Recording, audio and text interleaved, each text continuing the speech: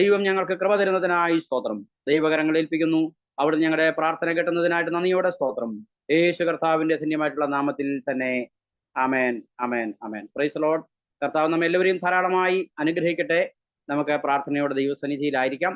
എല്ലാവർക്കും കർത്താവിന്റെ നാമത്തിൽ ഒരു പ്രാവശ്യം കൂടെ സന്ധ്യാവന്ദനങ്ങൾ പ്രാരംഭത്തിൽ കർത്താവിന്റെ നാമത്തിൽ അറിയിക്കുന്നു. ഇന്ന് രാത്രി നമ്മൾ അല്പസമയങ്ങൾ ഒരുമിച്ച് ദൈവസന്നിധിയിലായിരിക്കുന്നത് ദൈവം നമുക്ക് അനുഗ്രഹമാക്കി കർത്താവ് തീർക്കട്ടെ.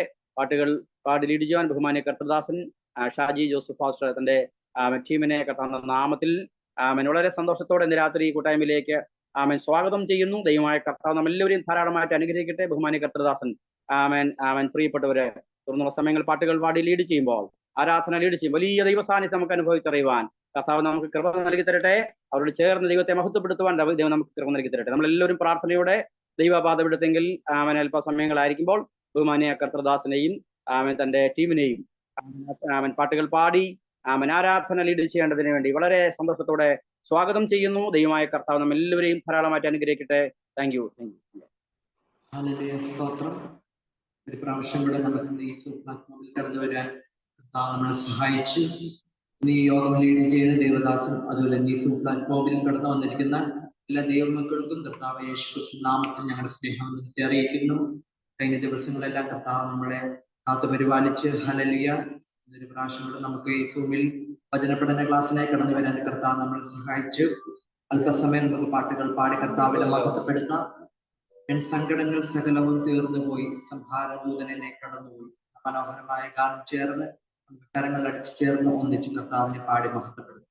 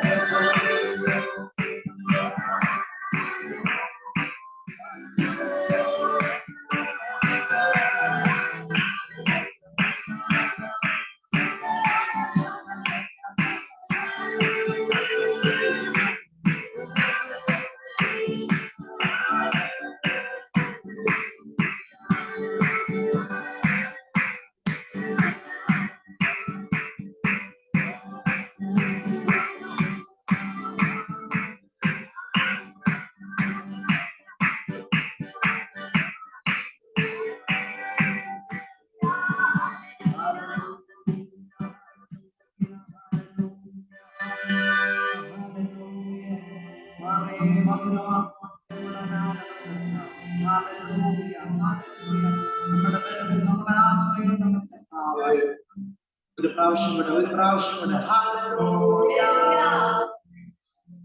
ഇത്രത്തോളം എന്നെ കൊണ്ടുവന്നിടുവാൻ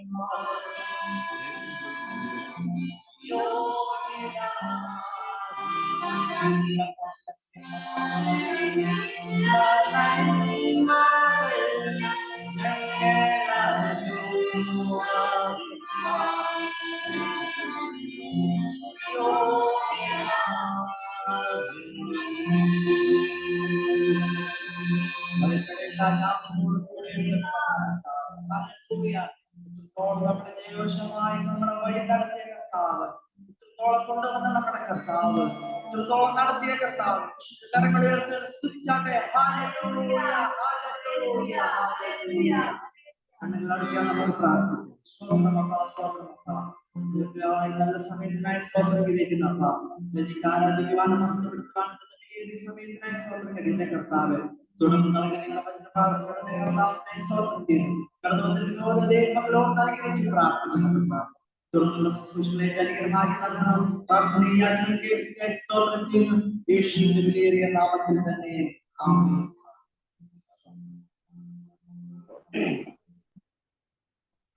ആമേൻ. Praise the Lord. സ്തോത്രം. കർത്താവിന്റെ മഹത്വം, അനുഗ്രഹിക്കപ്പെട്ട പാട്ടുകൾ പാടി കർത്താവിനെ മഹത്വപ്പെടുത്താൻ ദൈവം നമ്മെ സഹായിച്ചല്ലോ. വളരെ അനുഗ്രഹിക്കപ്പെട്ടൊരു ആരാധന എന്ന രാത്രി കർത്താവ് നമുക്ക് നൽകി തന്നതിനായി ദൈവത്തിന് സ്തോത്രം ചെയ്യുന്നു. ബഹുമാനിയ പ്രിയമുള്ളവർക്ക് കർത്താവിന്റെ നാമത്തിൽ നന്ദി അറിയിക്കുന്നു. അനുഗ്രഹിക്കപ്പെട്ട നില ആരാധന ലീഡ് ചെയ്ത ബഹുമാനിയ കർത്തൃദാസനെയും ടീമിനെയും കർത്താവ് ധാരാളമായി, കുഞ്ഞുങ്ങളെ കർത്താവ് ധാരാളമായിട്ട് അനുഗ്രഹിക്കട്ടെ. ദൈവനാമത്തിന്റെ മഹത്വത്തിനായ അനേക ഇടങ്ങളിൽ പ്രയോജനപ്പെടുവാൻ, ശക്തമായ നിലയിൽ ദൈവനാമത്തെ ഉയർത്തുവാൻ കർത്താവ് സഹായിപ്പാനായിട്ട് ഇടയായി തീരട്ടെ. നമുക്കൊന്ന് രണ്ട് വിഷയങ്ങൾ പ്രാരംഭത്തിൽ നമുക്ക് ദൈവസന്നിധിയിൽ പ്രാർത്ഥിക്കാമല്ലോ. നമ്മുടെ ട്രിനിറ്റി ഇന്റർനാഷണൽ പ്രയറിന്റെ പ്രവർത്തനങ്ങളെ ഓർത്തുകൊണ്ട് നമുക്ക് ദൈവസന്നിധിയിൽ പ്രാർത്ഥിക്കാം. നമ്മുടെ ലീഡേഴ്സായി പ്രവർത്തിക്കുന്ന പ്രിയപ്പെട്ടവർക്ക് വേണ്ടി നമുക്ക് ദൈവസന്നിധി പ്രാർത്ഥന, ഡിസ്ട്രിക്റ്റിന്റെ അതുപോലെ നാഷണൽ ലീഡറായിട്ടൊക്കെ പ്രവർത്തിക്കുന്ന നമ്മുടെ പ്രിയമുള്ളവരെ നമുക്ക് ദൈവത്തിന്റെ കരങ്ങളിൽ സമർപ്പിച്ച് നമുക്ക് ദൈവസന്നിധിയിൽ പ്രാർത്ഥിക്കാം. അതുപോലെ ഓരോ ഡിസ്ട്രിക്റ്റിന്റെ ചുമതലകൾക്കും ഏരിയയുടെ പ്രവർത്തനങ്ങൾക്കെല്ലാം നേതൃത്വം കൊടുക്കുന്ന വ്യത്യസ്തമായ നിലകളിൽ ലീഡേഴ്സായി പ്രവർത്തിക്കുന്ന നമ്മുടെ പ്രിയപ്പെട്ടവരെ കർത്താവ് അനുഗ്രഹിക്കേണ്ടതിനെ, വിശേഷമായ ദൈവത്തിന്റെ കൃപ ദൈവമേൽ പകരേണ്ടതിന് വേണ്ടി, ജ്ഞാനം ദൈവം അവർക്ക് പകർന്നു കൊടുക്കേണ്ടതിനെ, ദൈവത്തിന്റെ കൃപ ദൈവം ധാരാളമായി പകർന്നവരെ ബലപ്പെടുത്തേണ്ടതിന് വേണ്ടി ട്രിനിറ്റി ഇന്റർനാഷണൽ പ്രയറിന്റെ മുൻനിര പോരാളികളായി പ്രവർത്തിക്കുന്ന എല്ലാ വിശക്തന്മാരെയും കർത്താവ് സഹായിക്കേണ്ടതിന് വേണ്ടി നമുക്കൊരു നിമിഷം കർത്താവിന് സ്തോത്രം ചെയ്യാമല്ലോ. ഹല്ലേലൂയ. കർത്താവിന് മഹത്വം. സ്തോത്രം, സ്തോത്രം, സ്തോത്രം, സ്തോത്രം, സ്തോത്രം, സ്തോത്രം, സ്തോത്രം.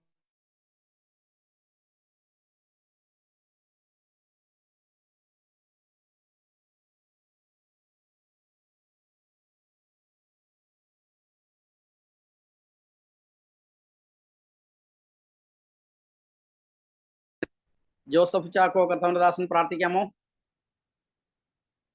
ജോസഫ് ചാക്കോ കർത്താവിന്റെ ദാസൻ.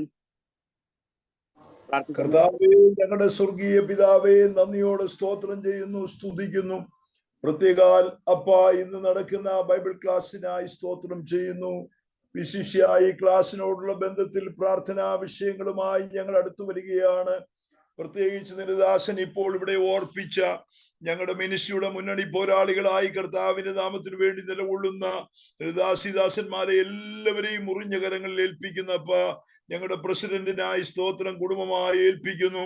ദൈവം അവിടെ നിന്ന് ഈ നാളുകളിൽ പുത്തനായ കാഴ്ചപ്പാടുകൾ നൽകി ശുശ്രൂഷയ്ക്ക് വേണ്ടിയാവും വിധം ശക്തിയോടെ അവിടെ നിന്ന് ഉപയോഗിക്കണം. ദാസിയെയും കുഞ്ഞുങ്ങളെയും കുടുംബങ്ങളെയും ഓർക്കണമെന്ന് പ്രാർത്ഥിക്കുന്നു. ഞങ്ങളുടെ വൈസ് പ്രസിഡന്റിനായി സ്തോത്രം കുടുംബമായി ഏൽപ്പിക്കുന്നു. ജനറൽ സെക്രട്ടറിക്കായി സ്തോത്രം, മറ്റ് ഒഫീഷ്യൽസിനായി സ്തോത്രം, സോൺ തലങ്ങളിലെ പ്രവർത്തകർക്കായി സ്തോത്രം, ഓരോ ഡിസ്ട്രിക്ട് കോർഡിനേറ്റേഴ്സിനായി സ്തോത്രം.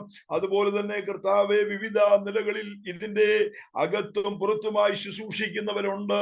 പ്രത്യേകിച്ച് കർത്താവെ, പ്രയർ ഗ്രൂപ്പുകളില്, സ്പീച്ച് ഗ്രൂപ്പില്, സിംഗിങ് ഗ്രൂപ്പില് എന്ന് വേണ്ട എല്ലാ ശുശ്രൂഷകളിലും സൂമില് മറ്റുമായി നടക്കുന്ന വിവിധ ശുശ്രൂഷകളിലുള്ള ദൈവദാസിദാസന്മാരെ എല്ലാം കരങ്ങളിൽ ഏൽപ്പിക്കുന്നു.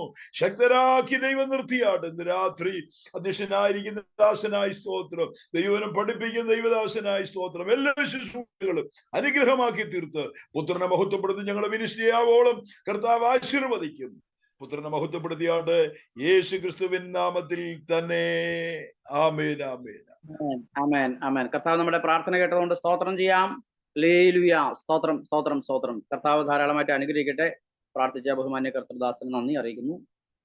സണ്ണി പാസ്റ്റർ, 1-2 വിഷയം കൂടെ പ്രാർത്ഥിക്കാമോ? എങ്ങനെയാ? അൺമ്യൂട്ട് ചെയ്യണം പാസ്റ്റർ, കേൾക്കുന്നില്ല. കർത്താവിന്റെ ദാസൻ ഹാർലൻ 8 മണിക്ക് കയറും. നമുക്ക് അതുവരെ 1-2 വിഷയങ്ങൾ പ്രാർത്ഥിക്കാം. ഓക്കെ. Praise Lord. ദൈവം നമ്മെ അനുഗ്രഹിക്കട്ടെ. നമ്മുടെ ട്രിനിറ്റി ഇന്റർനാഷണൽ പ്രയറിന്റെ എല്ലാ പ്രാർത്ഥനാ പോരാളികളെയും നമുക്ക് ദൈവസന്നിധി പ്രാർത്ഥിക്കാം. ദൈവസന്നിധി നമുക്ക് പ്രാർത്ഥിക്കാം. നമ്മുടെ ഓരോ ഡിസ്ട്രിക്റ്റിനകത്തും ആമേൻ, കേരളത്തിന്റെ വിവിധ ഡിസ്ട്രിക്റ്റിനകത്തുള്ള നമ്മുടെ പ്രാർത്ഥനാ പടയാളികളെ, പോരാളികളെ ശക്തമായ ദൈവം കരങ്ങൾ ഉപയോഗിക്കേണ്ടതിന് വേണ്ടി നമുക്ക് ദൈവസന്നിധിയിൽ നമുക്ക് പ്രാർത്ഥിക്കാം. ആമേൻ. കേരളത്തിനകത്തും പുറത്തും, ഇന്ത്യക്കകത്തും പുറത്തും നമ്മുടെ ട്രിനിറ്റി ഇന്റർനാഷണൽ പ്രയറിനോട് ചേർന്ന് പ്രവർത്തിക്കുന്ന എല്ലാ ആമേൻ പ്രാർത്ഥനാ സഹകാരികളെയും പ്രിയമുള്ളവരെയും നമുക്ക് ദൈവകരങ്ങൾ സമർപ്പിച്ച് പ്രാർത്ഥിക്കാം. അവരുടെ പ്രവർത്തനങ്ങളെ കർത്താവ് അനുഗ്രഹിക്കേണ്ടതിന്, ശുശ്രൂഷകളെ തീരുമാനിക്കേണ്ടതിന് വേണ്ടി എല്ലാ ഡിസ്ട്രിക്റ്റിലുള്ള പ്രാർത്ഥനാ പോരാളികളെ ദൈവത്തിന്റെ കരങ്ങൾ സമർപ്പിച്ചു കൊടുത്തുകൊണ്ട് ഒരു നിമിഷം നമുക്ക് സ്തോത്രം ചെയ്യാമല്ലോ. ഹല്ലേലൂയ. കർത്താവേ, നന്ദിയോടെ സ്തോത്രം, സ്തോത്രം, സ്തോത്രം, സ്തോത്രം, സ്തോത്രം, സ്തോത്രം, സ്തോത്രം, സ്തോത്രം, സ്തോത്രം, സ്തോത്രം. ശക്തമായ ദൈവജനത്തെ പ്രിയപ്പെട്ടവരെയും കരങ്ങൾ ഉപയോഗിക്കുന്നതിനായി, അനേക പ്രാർത്ഥനാ സഹാരികളുടെ ദൈവം കൂട്ടിവരുത്തുന്നതിനായി, വലിയ ദൈവത്തിന്റെ പ്രവൃത്തി കൂട്ടായ്മയുടെ കർത്താവ് അയക്കുന്നതിനായി, ഇതിന്റെ അതിരുകളെ കർത്താവ് വിശാലമാക്കുന്നതിനായി, ആത്മീയ ഭൗതിക നന്മകളാൽ കർത്താവ് നിറയ്ക്കുന്നതിനായി, അനേക പ്രിയപ്പെട്ടവർക്ക് ശുശ്രൂഷകൾ അനുഗ്രഹമാക്കി പരിശുദ്ധാത്മാവ് തീർക്കുന്നതിനായി സ്തോത്രം, സ്തോത്രം, സ്തോത്രം, സ്തോത്രം, സ്തോത്രം. ഒരാൾ പ്രാർത്ഥിക്കാമോ ഈ വിഷയങ്ങൾക്ക് വേണ്ടി? സോണി എന്ന ഡിവൈസിലുള്ള ആമേൻ കർത്താവിന്റെ പ്രിയപ്പെട്ട പ്രാർത്ഥിക്കാമോ? സോണി. ഓക്കെ, പ്രാർത്ഥിക്കുള്ളൂ. Thank you. ഹല്ലേലൂയ. സ്തോത്രം, സ്തോത്രം, സ്തോത്രം, സ്തോത്രം. പരിശുദ്ധനായ ദൈവമേ, സ്വർഗ്ഗ നല്ല പിതാവേ, ഈ രാത്രികാല കർത്താവിന്റെ കരങ്ങളിലേക്ക് ഏൽപ്പിച്ച് പ്രാർത്ഥിക്കുന്ന കർത്താവേ, ഹല്ലേലൂയ. ഞങ്ങളുടെ രീതിയുടെ പ്രവർത്തനങ്ങൾക്കായി സ്തോത്രം ചെയ്യുന്ന കർത്താവേ, ആ പ്രവർത്തനങ്ങളെ ദൈവം അനുഗ്രഹിക്കുമാറണമെന്ന് പ്രാർത്ഥിക്കുന്ന കർത്താവേ, ഈ നാൾക്ക് നാൾ കർത്താവേ പുഷ്ടിപ്രാപിപ്പാൻ വരുവാൻ ദൈവം സഹായിക്കണമെന്ന് പ്രാർത്ഥിക്കുന്നു. ഇതിൽ പ്രവർത്തിക്കുന്ന എല്ലാ ദൈവദാസന്മാരെ, ദൈവമക്കളെല്ലാവരെയും ദൈവം അനുഗ്രഹിക്കുമാറണമെന്ന് പ്രാർത്ഥിക്കുന്ന കർത്താവേ, ദൈവമേ ഹല്ലേലൂയ. വലിയ വിടുതലായി തീരുവാ, സൗഖ്യമായി തീരുവാ ദൈവമായ കർത്താവിടിയാക്കുമാറണമേ എന്ന് പ്രാർത്ഥിക്കുന്ന കർത്താവേ, അത്ഭുതങ്ങളും അടയാളങ്ങളും വീരപ്രവൃത്തി ഇതാണ് ദൈവം ചെയ്തെടുപ്പാ ദൈവമായ കർത്താവിടിയാക്കുന്നതിനായി സ്തോത്രം ചെയ്ത് കർത്താവേ, അന്ത്യകാലമാകയാൽ കർത്താവേ ദിവസങ്ങളിൽ ദൈവപ്രവൃത്തി കർത്താവേ ഞങ്ങളുടെ പ്രവർത്തനങ്ങൾ മുൻപെടുവാ ദൈവമായ കർത്താവ് സഹായിക്കുന്നതിനായി സ്തോത്രം ചെയ്യാണ്. ഹല്ലേലൂയ, ഹല്ലേലൂയ കർത്താവേ. ദൈവമേ, പ്രവർത്തിക്കുന്ന എല്ലാ ദൈവദാസന്മാരെ, ഇതിനകത്തുടിക്കുന്ന എല്ലാ ദൈവമക്കളെ അവിടുത്തെ കരങ്ങളെ ഏൽപ്പിക്കുന്ന എല്ലാവരെയും മകൾക്കാല ഈ രാത്രി ദൈവം അനുഗ്രഹിക്കുകയും സഹായിക്കുകയും ചെയ്യുവാൻ പ്രാർത്ഥിക്കുന്നത് കർത്താവിന്റെ കരങ്ങളെ കേൾപ്പിക്കുന്നു. സ്വർഗം അത്ഭുതങ്ങളെ ഭൗതിരിക്കായി സ്തോത്രം, സ്തോത്രം, സ്തോത്രം. കർത്താവിന്റെ പ്രാർത്ഥനയ്ക്കായി സ്തോത്രം, യേശുവിന്റെ നാമത്തിൽ തന്നെ. ആമേൻ, ആമേൻ. നമ്മുടെ പ്രാർത്ഥന കേട്ടുകൊണ്ട് സ്തോത്രം ചെയ്യാം. ഹല്ലേലൂയ. സ്തോത്രം, സ്തോത്രം. Thank U. കർത്താവിന്റെ ദാസി ദൈവം ധാരാളം അനുഗ്രഹിക്കട്ടെ. പ്രാർത്ഥിച്ച കർത്താവിന്റെ ദാസി നന്ദി അറിയിക്കുന്നു. അടുത്ത ഒരു വിഷയം കൂടെ നമുക്ക് പ്രാർത്ഥിക്കാം.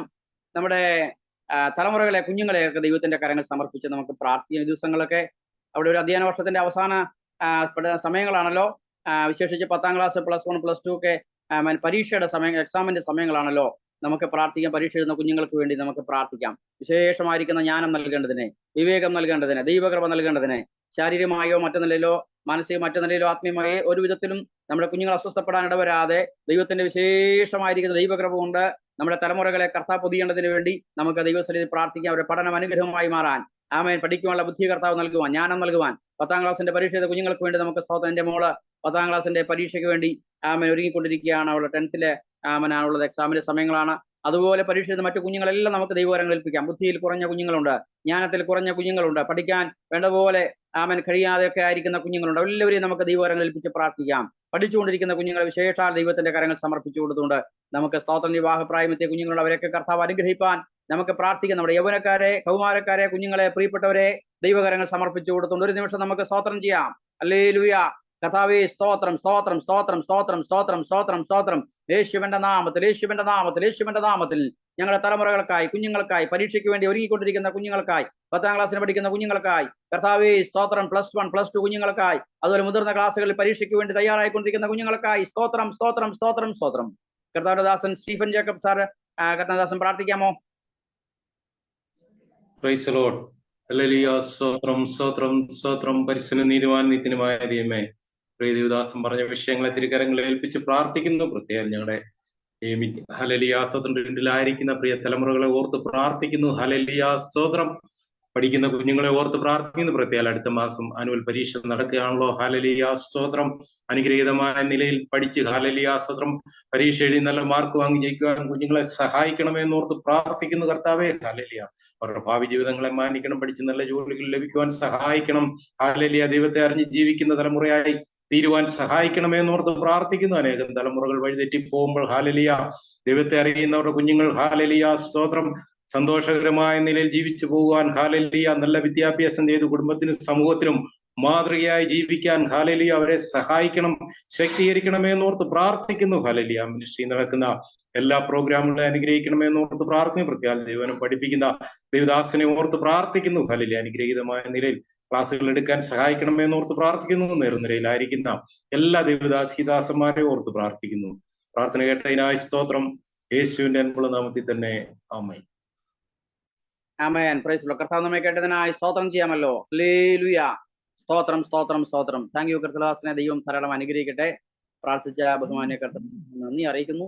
ദൈവം നമ്മെ അനുഗ്രഹിക്കട്ടെ. ഇന്ന് രാത്രി ആമേൻ സ്തോത്രം നമുക്ക് ക്ലാസ്സുകൾ നയിക്കാനായിട്ട് കടന്നുവരിക്കുന്ന ബഹുമാന്യ കർത്തദാസൻ ഹാർലൻ കർത്തദാസനെ ഓർത്ത് ദൈവത്തിന് സ്തോത്രം ചെയ്യുന്നു. വളരെ ശക്തമായി ഇന്ന് രാത്രി പരിശുദ്ധാത്മാവ് കർത്തദാസനെ നമ്മുടെ മധ്യേ ദൈവകരങ്ങളിൽ ഉപയോഗിക്കാനായിട്ട് ഇടയായിത്തരട്ടെ.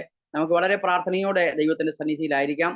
കർത്തദാസനിലൂടെയുള്ള ദൈവവചനത്തിന്റെ ക്ലാസ്സുകൾ ഇന്ന് രാത്രി ജോയിൻ ചെയ്തിരിക്കുന്ന എല്ലാ പ്രിയപ്പെട്ടവർക്ക് അനുഗ്രഹമായി മാറുവാൻ ദൈവത്തിന്റെ വലിയ കൃപ ആദിയോടന്തം നമുക്ക് അനുഭവിച്ചറിയുവാൻ കർത്താവ് പകരേണ്ടതിന് വേണ്ടി നമുക്ക് ദൈവസന്നിധിയിൽ പ്രാർത്ഥിക്കാൻ നമ്മളെല്ലാവരും വളരെ പ്രാർത്ഥനയോടെ ദൈവത്തിന്റെ സന്നിധിയിലായിരിക്കുമ്പോൾ ബഹുമാന്യ കർത്തദാസനെ ആദരപൂർവ്വം ഇന്നത്തെ ക്ലാസ്സുകൾ നയിക്കേണ്ടതിന് വേണ്ടി കൂട്ടായ്മയിലേക്ക് സ്വാഗതം ചെയ്യുന്നു, ക്ഷണിക്കുന്നു. കർത്താവ് ധാരാളമായിട്ട് അനുഗ്രഹിക്കട്ടെ. Thank you. Price the Lord പാസ്റ്ററെ. ഇതിലേക്ക് സ്വാഗതം ചെയ്ത പ്രിയ അധ്യക്ഷനായിരിക്കുന്ന ദേവദാസനോടുള്ള നന്ദി വന്ദനത്തെ ഇതരയിൽ അറിയിക്കുന്നു. ഞാൻ പറയുന്നത് എല്ലാവർക്കും കേൾക്കാൻ പറ്റുന്നുണ്ടെന്ന് വിശ്വസിക്കുന്നു. Price the Lord. Okay, God bless. കർത്താവ് അനുഗ്രഹിക്കട്ടെ. വീണ്ടും എഫെസ്യർ ലേഖനം പഠിക്കുവാൻ ദൈവം ഒരുക്കിയ മകൾ ഭാഗ്യത്തിനായിട്ട് ദൈവത്തിന് നന്ദി പറയുന്നു. കഴിഞ്ഞ ക്ലാസ്സുകളിൽ എനിക്ക് അറ്റൻഡ് ചെയ്യുവാൻ കഴിഞ്ഞില്ല. കാരണം അല്പ തിരക്കുകൾ വന്നതുകൊണ്ടാണ്. സദയം നിങ്ങളെല്ലാവരും ക്ഷമിച്ച് സ്തോത്രം അതിനായിട്ട് ഒരുങ്ങണമെന്ന് ദൈവനാമത്തിൽ ഓർപ്പിക്കുന്നു. കർത്താവ് നമ്മുടെ എല്ലാവരെയും സമൃദ്ധിയായിട്ട് അനുഗ്രഹിക്കുമാറാകട്ടെ. Price the Lord. എത്ര പേർക്ക് സന്തോഷമുണ്ട് ഇന്ന് ഈ രാത്രിയിൽ ദൈവത്തിന്റെ വചനം പഠിക്കുവാൻ? നിങ്ങളുടെ സന്തോഷം ദൈവം പൂർണ്ണമാക്കി തരട്ടെ എന്ന് ഞാൻ ആത്മാർത്ഥമായിട്ട് പ്രാർത്ഥിക്കുന്നു. എനിക്ക് തോന്നുന്നു നമ്മുടെ സൂം പ്ലാറ്റ്ഫോമിൽ ഇപ്പോൾ പലരും കുറഞ്ഞുകൊണ്ടിരിക്കുകയാണ്. ദൈവവചന പഠനത്തോടനുബന്ധിച്ച് പലരും ക്ലാസ്സുകളിൽ തുറവാനം വരുന്നില്ല. എല്ലാവരും എന്താ പറയണ്ടേ, ആദ്യത്തെ ആ ഒരു തീഷ്ണത എനിക്ക് തോന്നുന്നു മറ്റു പലതിനും കാണുന്നില്ല. എങ്കിലും ദൈവം എല്ലാവരെയും കൂട്ടിക്കൊണ്ടുവരട്ടെ എന്ന് ഞാൻ ആത്മാർത്ഥമായിട്ട് പ്രാർത്ഥിക്കുന്നു. നമുക്ക് ക്ലാസ്സിലേക്ക് മടങ്ങി വരാം. എഫെസ്യ ലേഖനം നാം ഘട്ടം ഘട്ടമായി പഠിച്ചുകൊണ്ടിരിക്കുകയാണ്.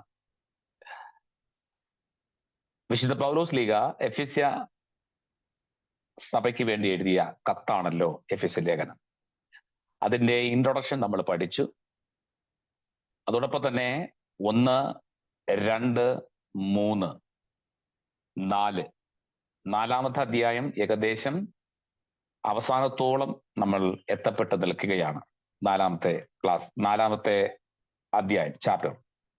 അപ്പൊ അതില് 4-ാം അധ്യായത്തിൽ നമ്മൾ പഠിച്ചത് വാക്ക് ഇൻ ഹോളിനെസ്, അല്ലെ? വിശുദ്ധിയിൽ നടക്കുക, ഒരു നടത്തത്തെ പറ്റിയാണ് നമുക്ക് കാണുവാൻ കഴിയുന്നത്. അതാണ് നമ്മൾ പഠിച്ചുകൊണ്ടേയിരിക്കുന്നത്. അപ്പൊ നമ്മൾ എങ്ങനെ നടക്കണം, ഏത് രീതിയിൽ നടക്കണം എന്നുള്ളതിനെ പറ്റിയാണ് 4-ാം അധ്യായത്തിൽ മൊത്തത്തിൽ നമ്മൾ കാണുവാൻ കഴിയുന്നത്. അപ്പൊ കഴിഞ്ഞ ക്ലാസ്സുകളിൽ നമ്മൾ അതിനെക്കുറിച്ച് കുറേ കാര്യങ്ങൾ പഠിക്കുകയുണ്ടായി.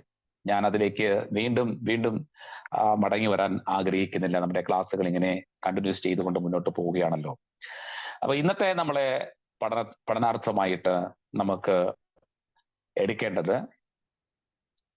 4-ാം അധ്യായം അതിന്റെ 25 മുതൽ 32 വരെയുള്ള വാക്യങ്ങളാണ്. 25 മുതൽ 32 വരെയുള്ള വാക്യങ്ങളാണ്. അവിടെ കൊടുത്തിരിക്കുന്നത് എന്താണ്? Truth and love. Truth and love എന്ന് പറഞ്ഞാൽ സത്യവും സ്നേഹവും. ട്രൂത്ത് ആൻഡ് ലവ് എന്ന് പറഞ്ഞാൽ സത്യവും സ്നേഹവുമാണ്. മനസ്സിലാവുന്നുണ്ടോ? അപ്പം truth and love to replace falsehood and bitterness. അതായത് കൈപ്പേറിയ ദുരുപദേശപരമായിട്ടുള്ളതിനെ മാറ്റി എന്ത് ചെയ്യുക? സത്യത്തെയും സ്നേഹത്തെയും നമ്മൾ റീപ്ലേസ് ചെയ്യുകയാണ്. അവിടെ മാറ്റി പാർപ്പിക്കുക, മാറ്റിക്കൊണ്ടുവരിക ചെയ്യുന്നത്. മനസ്സിലാവുന്നുണ്ടോ? അപ്പൊ ഏതിനൊക്കെയാണ് എടുത്തു കളയേണ്ടത്? പൗലോസ് ലീഗ എഫെസ്യ ലേഖനം 4-ാം അധ്യായം അതിന്റെ 25 മുതൽ 32 വരെയുള്ള വാക്യങ്ങളിൽ കൊടുത്തിരിക്കുന്നു. ചിലതിനെ മാറ്റണം. കയ്പിനെ, അതുപോലെ തന്നെ എന്താണ്? തെറ്റായിട്ടുള്ള രീതിയെ, മോശമായിട്ടുള്ള രീതികളെ. മനസ്സിലാവുന്നുണ്ടോ? അത് ചിലപ്പോൾ തെറ്റായിട്ടുള്ള പഠിപ്പിക്കലാകാം, തെറ്റായിട്ടുള്ള ജീവിത രീതിയാകാം, തെറ്റായിട്ട് നമ്മളുടെ ജീവിതത്തിൽ എന്തൊക്കെ ഉണ്ടാകുന്നു അത്യാദി കാര്യങ്ങൾ എക്സെട്ര അത് തന്നെയായിരിക്കാം. അപ്പോൾ കൈപ്പേറിയ തലങ്ങളെയും അതോടെ തന്നെ ഈ തെറ്റായിട്ടുള്ള ദുരുപദേശപരമായിട്ടുള്ള കാര്യങ്ങളെയും മാറ്റിയിട്ട്, ഇങ്ങനെയുള്ള പലതിനെ മാറ്റിയിട്ട്, നമ്മൾ കുറച്ച് മുമ്പേ അതിന് മുമ്പത്തെ അധ്യായത്തിൽ നമ്മൾ കുറെ കാര്യങ്ങൾ പഠിക്കുകയുണ്ടായി, അല്ലേ? എന്താണ്? കയ്പ്, ക്രോധം, അതുപോലെ തന്നെ ഒത്തിരി ഷാഡി, ഇങ്ങനെയൊക്കെ എന്നുള്ള കാര്യങ്ങൾ നമ്മൾ കുറെ പഠിക്കുകയുണ്ടായി കഴിഞ്ഞ ക്ലാസ്സിൽ. ഞാനത് പറയുന്നില്ല. അപ്പൊ ഇതിനെയൊക്കെ മാറ്റി എന്തിനെ കൊണ്ടുവരുക, എന്തിനെ സ്ഥാപിക്കുക? സത്യത്തെയും സ്നേഹത്തെയും ചേർന്ന് പറഞ്ഞാട്ടെ. സത്യത്തെയും സ്നേഹത്തെയും കൊണ്ടുവരിക. ആ സ്ഥാനത്ത്, നിന്ന സ്ഥാനത്ത് ഇന്നലകളിൽ എന്താണ്? കയ്പും ക്രോധവും തെറ്റായിട്ടുള്ള രീതിയും എല്ലാം നിന്ന സ്ഥാനത്ത് എന്ന് പറഞ്ഞാല് പഴയ തലത്തിൽ നിന്ന സ്ഥാനത്ത് നമ്മൾ എന്തിനെ കൊണ്ടുവരിക? സത്യത്തെയും സ്നേഹത്തെയും കൊണ്ടുവരിക. കാരണം യേശു പറഞ്ഞു, ഞാൻ തന്നെ എന്താണ്? സത്യമാണ്, അല്ലെ? ഞാൻ സത്യമാണ്. I am the way, the truth and life എന്നാ പറഞ്ഞത്. ഞാൻ തന്നെ വഴിയും സത്യവും ജീവനുമാകുന്നു. അപ്പോ സത്യമാകുന്ന ക്രിസ്തു, സ്നേഹമാകുന്ന ക്രിസ്തുവിനെ സ്ഥാപിക്കുക, ചിലതിനെ മാറ്റിയിട്ട്. അപ്പൊ ചിലത് മാറിയെങ്കിലേ ചിലതിലേക്ക് നമുക്ക് എന്ത് ചെയ്യാൻ പറ്റത്തുള്ളൂ? രംഗപ്രവേശനം ചെയ്യാൻ പറ്റത്തുള്ളൂ. സ്തോത്രം. ഈ ക്ലാസ് ആണെങ്കിൽ പോലും ഇതിനകത്തൊരു ദൂത് ദൈവമക്കൾക്ക് ഞാൻ തരികയാണ്. ചിലതിനെ മാറ്റണം, എങ്കിൽ മാത്രമേ ചിലത് പ്രത്യക്ഷപ്പെടത്തുള്ളൂ, ചിലത് വരത്തുള്ളൂ. ഈ അടുത്തിടെയായിട്ട് എന്നോട് ഒരു ദൈവദാസൻ പറഞ്ഞൊരു വാചകം, പൊതുവെ ദൈവദാസൻ പറഞ്ഞൊരു കാര്യമാണ്.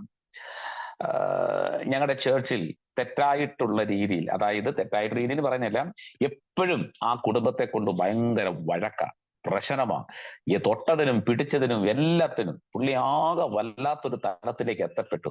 അപ്പൊ അദ്ദേഹം എന്നോട് പറഞ്ഞൊരു കാര്യമുണ്ട്, എങ്ങനെയോ സഭയുടെ രീതി കൊണ്ടോ മറ്റുള്ളതുകൊണ്ടോ ഈ കുടുംബം മാറി. ഇവർ മാറിയപ്പോൾ സഭയ്ക്ക് ഭയങ്കര ദുഃഖമായി. ഇവരെല്ലാവരും സഭയായിട്ട് പോയി കാര്യങ്ങൾ പറയുകയൊക്കെ ചെയ്തുവെങ്കിൽ പോലും അത് മാറി. പക്ഷെ മാറിയത് ഗുണമായി. മനസ്സിലാവുന്നുണ്ടോ? അപ്പൊ ചിലത് മാറുന്നത് എന്താണ്? ചിലത് ഗുണമായി തീരാൻ വേണ്ടിയാ. ഇപ്പൊ കേൾക്കോ പ്രിയപ്പെട്ടവരെ, ഈ വസ്തി മാറിയപ്പോൾ ഒരു എസ്തേർ രംഗപ്രവേശനം ചെയ്തു. പ്രൈസല്ലോ. അപ്പം ചിലത് മാറ്റുക, എന്നിട്ട് ആ സ്ഥാനത്ത് വേറെ അതിനെ കൊണ്ടുവരിക. ഞാനൊരു എക്സാമ്പിൾ പറഞ്ഞു എന്ന് മാത്രമേ ഉള്ളൂ. കേൾക്കൂ പ്രിയപ്പെട്ടവരെ, ഏറ്റവും പരമപ്രധാനപ്പെട്ട കാര്യമാണ് ഇവിടെ ഈ 25 മുതൽ 32 വരെയുള്ള വാക്യങ്ങളിൽ പൗലോസ് ലീഗ കൊടുത്തിരിക്കുന്നത്. അപ്പം അതിന്റെ ഓരോ വാക്യങ്ങൾ എടുത്ത് പഠിച്ചു കഴിഞ്ഞാൽ നമുക്ക് ഒത്തിരി കാര്യങ്ങൾ അതിനകത്ത് എന്ത് ചെയ്യുന്നുണ്ട്, പഠിക്കാനുണ്ട്. ഒത്തിരി കാര്യങ്ങൾ നമ്മൾ അതിനെ പഠിക്കാനുണ്ട്. അതിന്റെ എഫെസ്യർ ലേഖനം 4:31 വായിക്കുമ്പോൾ എല്ലാ കയ്പും കോപവും ക്രോധവും എന്താണ്, കുറ്റാരവും ദൂഷണവും അങ്ങനെ എന്താണ് ദുർഗുണവുമായ നിങ്ങളെ വിട്ട് ഒഴിഞ്ഞു പോകട്ടെ. ഇതൊക്കെ നമ്മളെ വിട്ട് ഒഴിഞ്ഞു പോകട്ടെ എന്ന് ഇതെല്ലാം ഒഴിഞ്ഞു പോകട്ടെ എന്ന് അതിന് 32 ഒന്ന് വായിച്ചാട്ടെ. 32 എഫെസ്യർ ലേഖനം 4-ാം അധ്യായം 32-ാം വാക്യം. നിങ്ങൾ തമ്മിൽ ദയയും മനസ്സിലുള്ളവരായി ദൈവം ക്രിസ്തുവിൽ നിങ്ങളോട് ക്ഷമിച്ചതുപോലെ അന്യോന്യം ക്ഷമിപ്പിൻ. സ്തോത്രം. നോക്കണേ, ഇവിടെ ഈ 32-ാമത്തെ വാക്യം അതിന് തൊട്ട് മുകളിലുള്ള വാക്യങ്ങളെല്ലാം കണക്റ്റഡ് ആയി കിടക്കുന്നത് കൊണ്ട് ഞാൻ അതിലേക്ക് കടക്കുന്നില്ല. അപ്പൊ 32-ാമത്തെ വാക്യത്തിൽ ഒഴിഞ്ഞു പോകണം അല്ലെ, എല്ലാം ഒഴിഞ്ഞു പോകണം. 31 വരെയുള്ള വാക്യങ്ങളിൽ അതിന്റെ എന്താണ് 4-ാം അധ്യായം 1 മുതൽ 31 വരെ വാക്യങ്ങളിൽ കുറെ കാര്യങ്ങൾ, അത് ഹോളിനെസ്, അതായത് വിശുദ്ധിയിൽ നടക്കുന്നതിനെ പറ്റി അവിടെ കൊടുത്തിരിക്കുന്നത്. അപ്പൊ എല്ലാം ഒഴിഞ്ഞു പോകണം. ഇതെല്ലാം എന്ത് ചെയ്യണം, നമ്മളിൽ നിന്ന് ഒഴിഞ്ഞു പോയിട്ട് തൽസ്ഥാനത്ത് എന്ത് വരണം? സത്യം വരണം, അതുപോലെ തന്നെ സ്നേഹം വരണം. അപ്പം അതിനുവേണ്ടി പൗലോസിലേക്ക് 32-ാം വാക്യത്തിൽ കൊടുത്തിരിക്കുന്നത് എന്താണ്? അപ്പൊ അവിടെ കൊടുത്തിരിക്കുന്ന എന്താണ്? അപ്പോ ചില കാര്യങ്ങളുണ്ട്.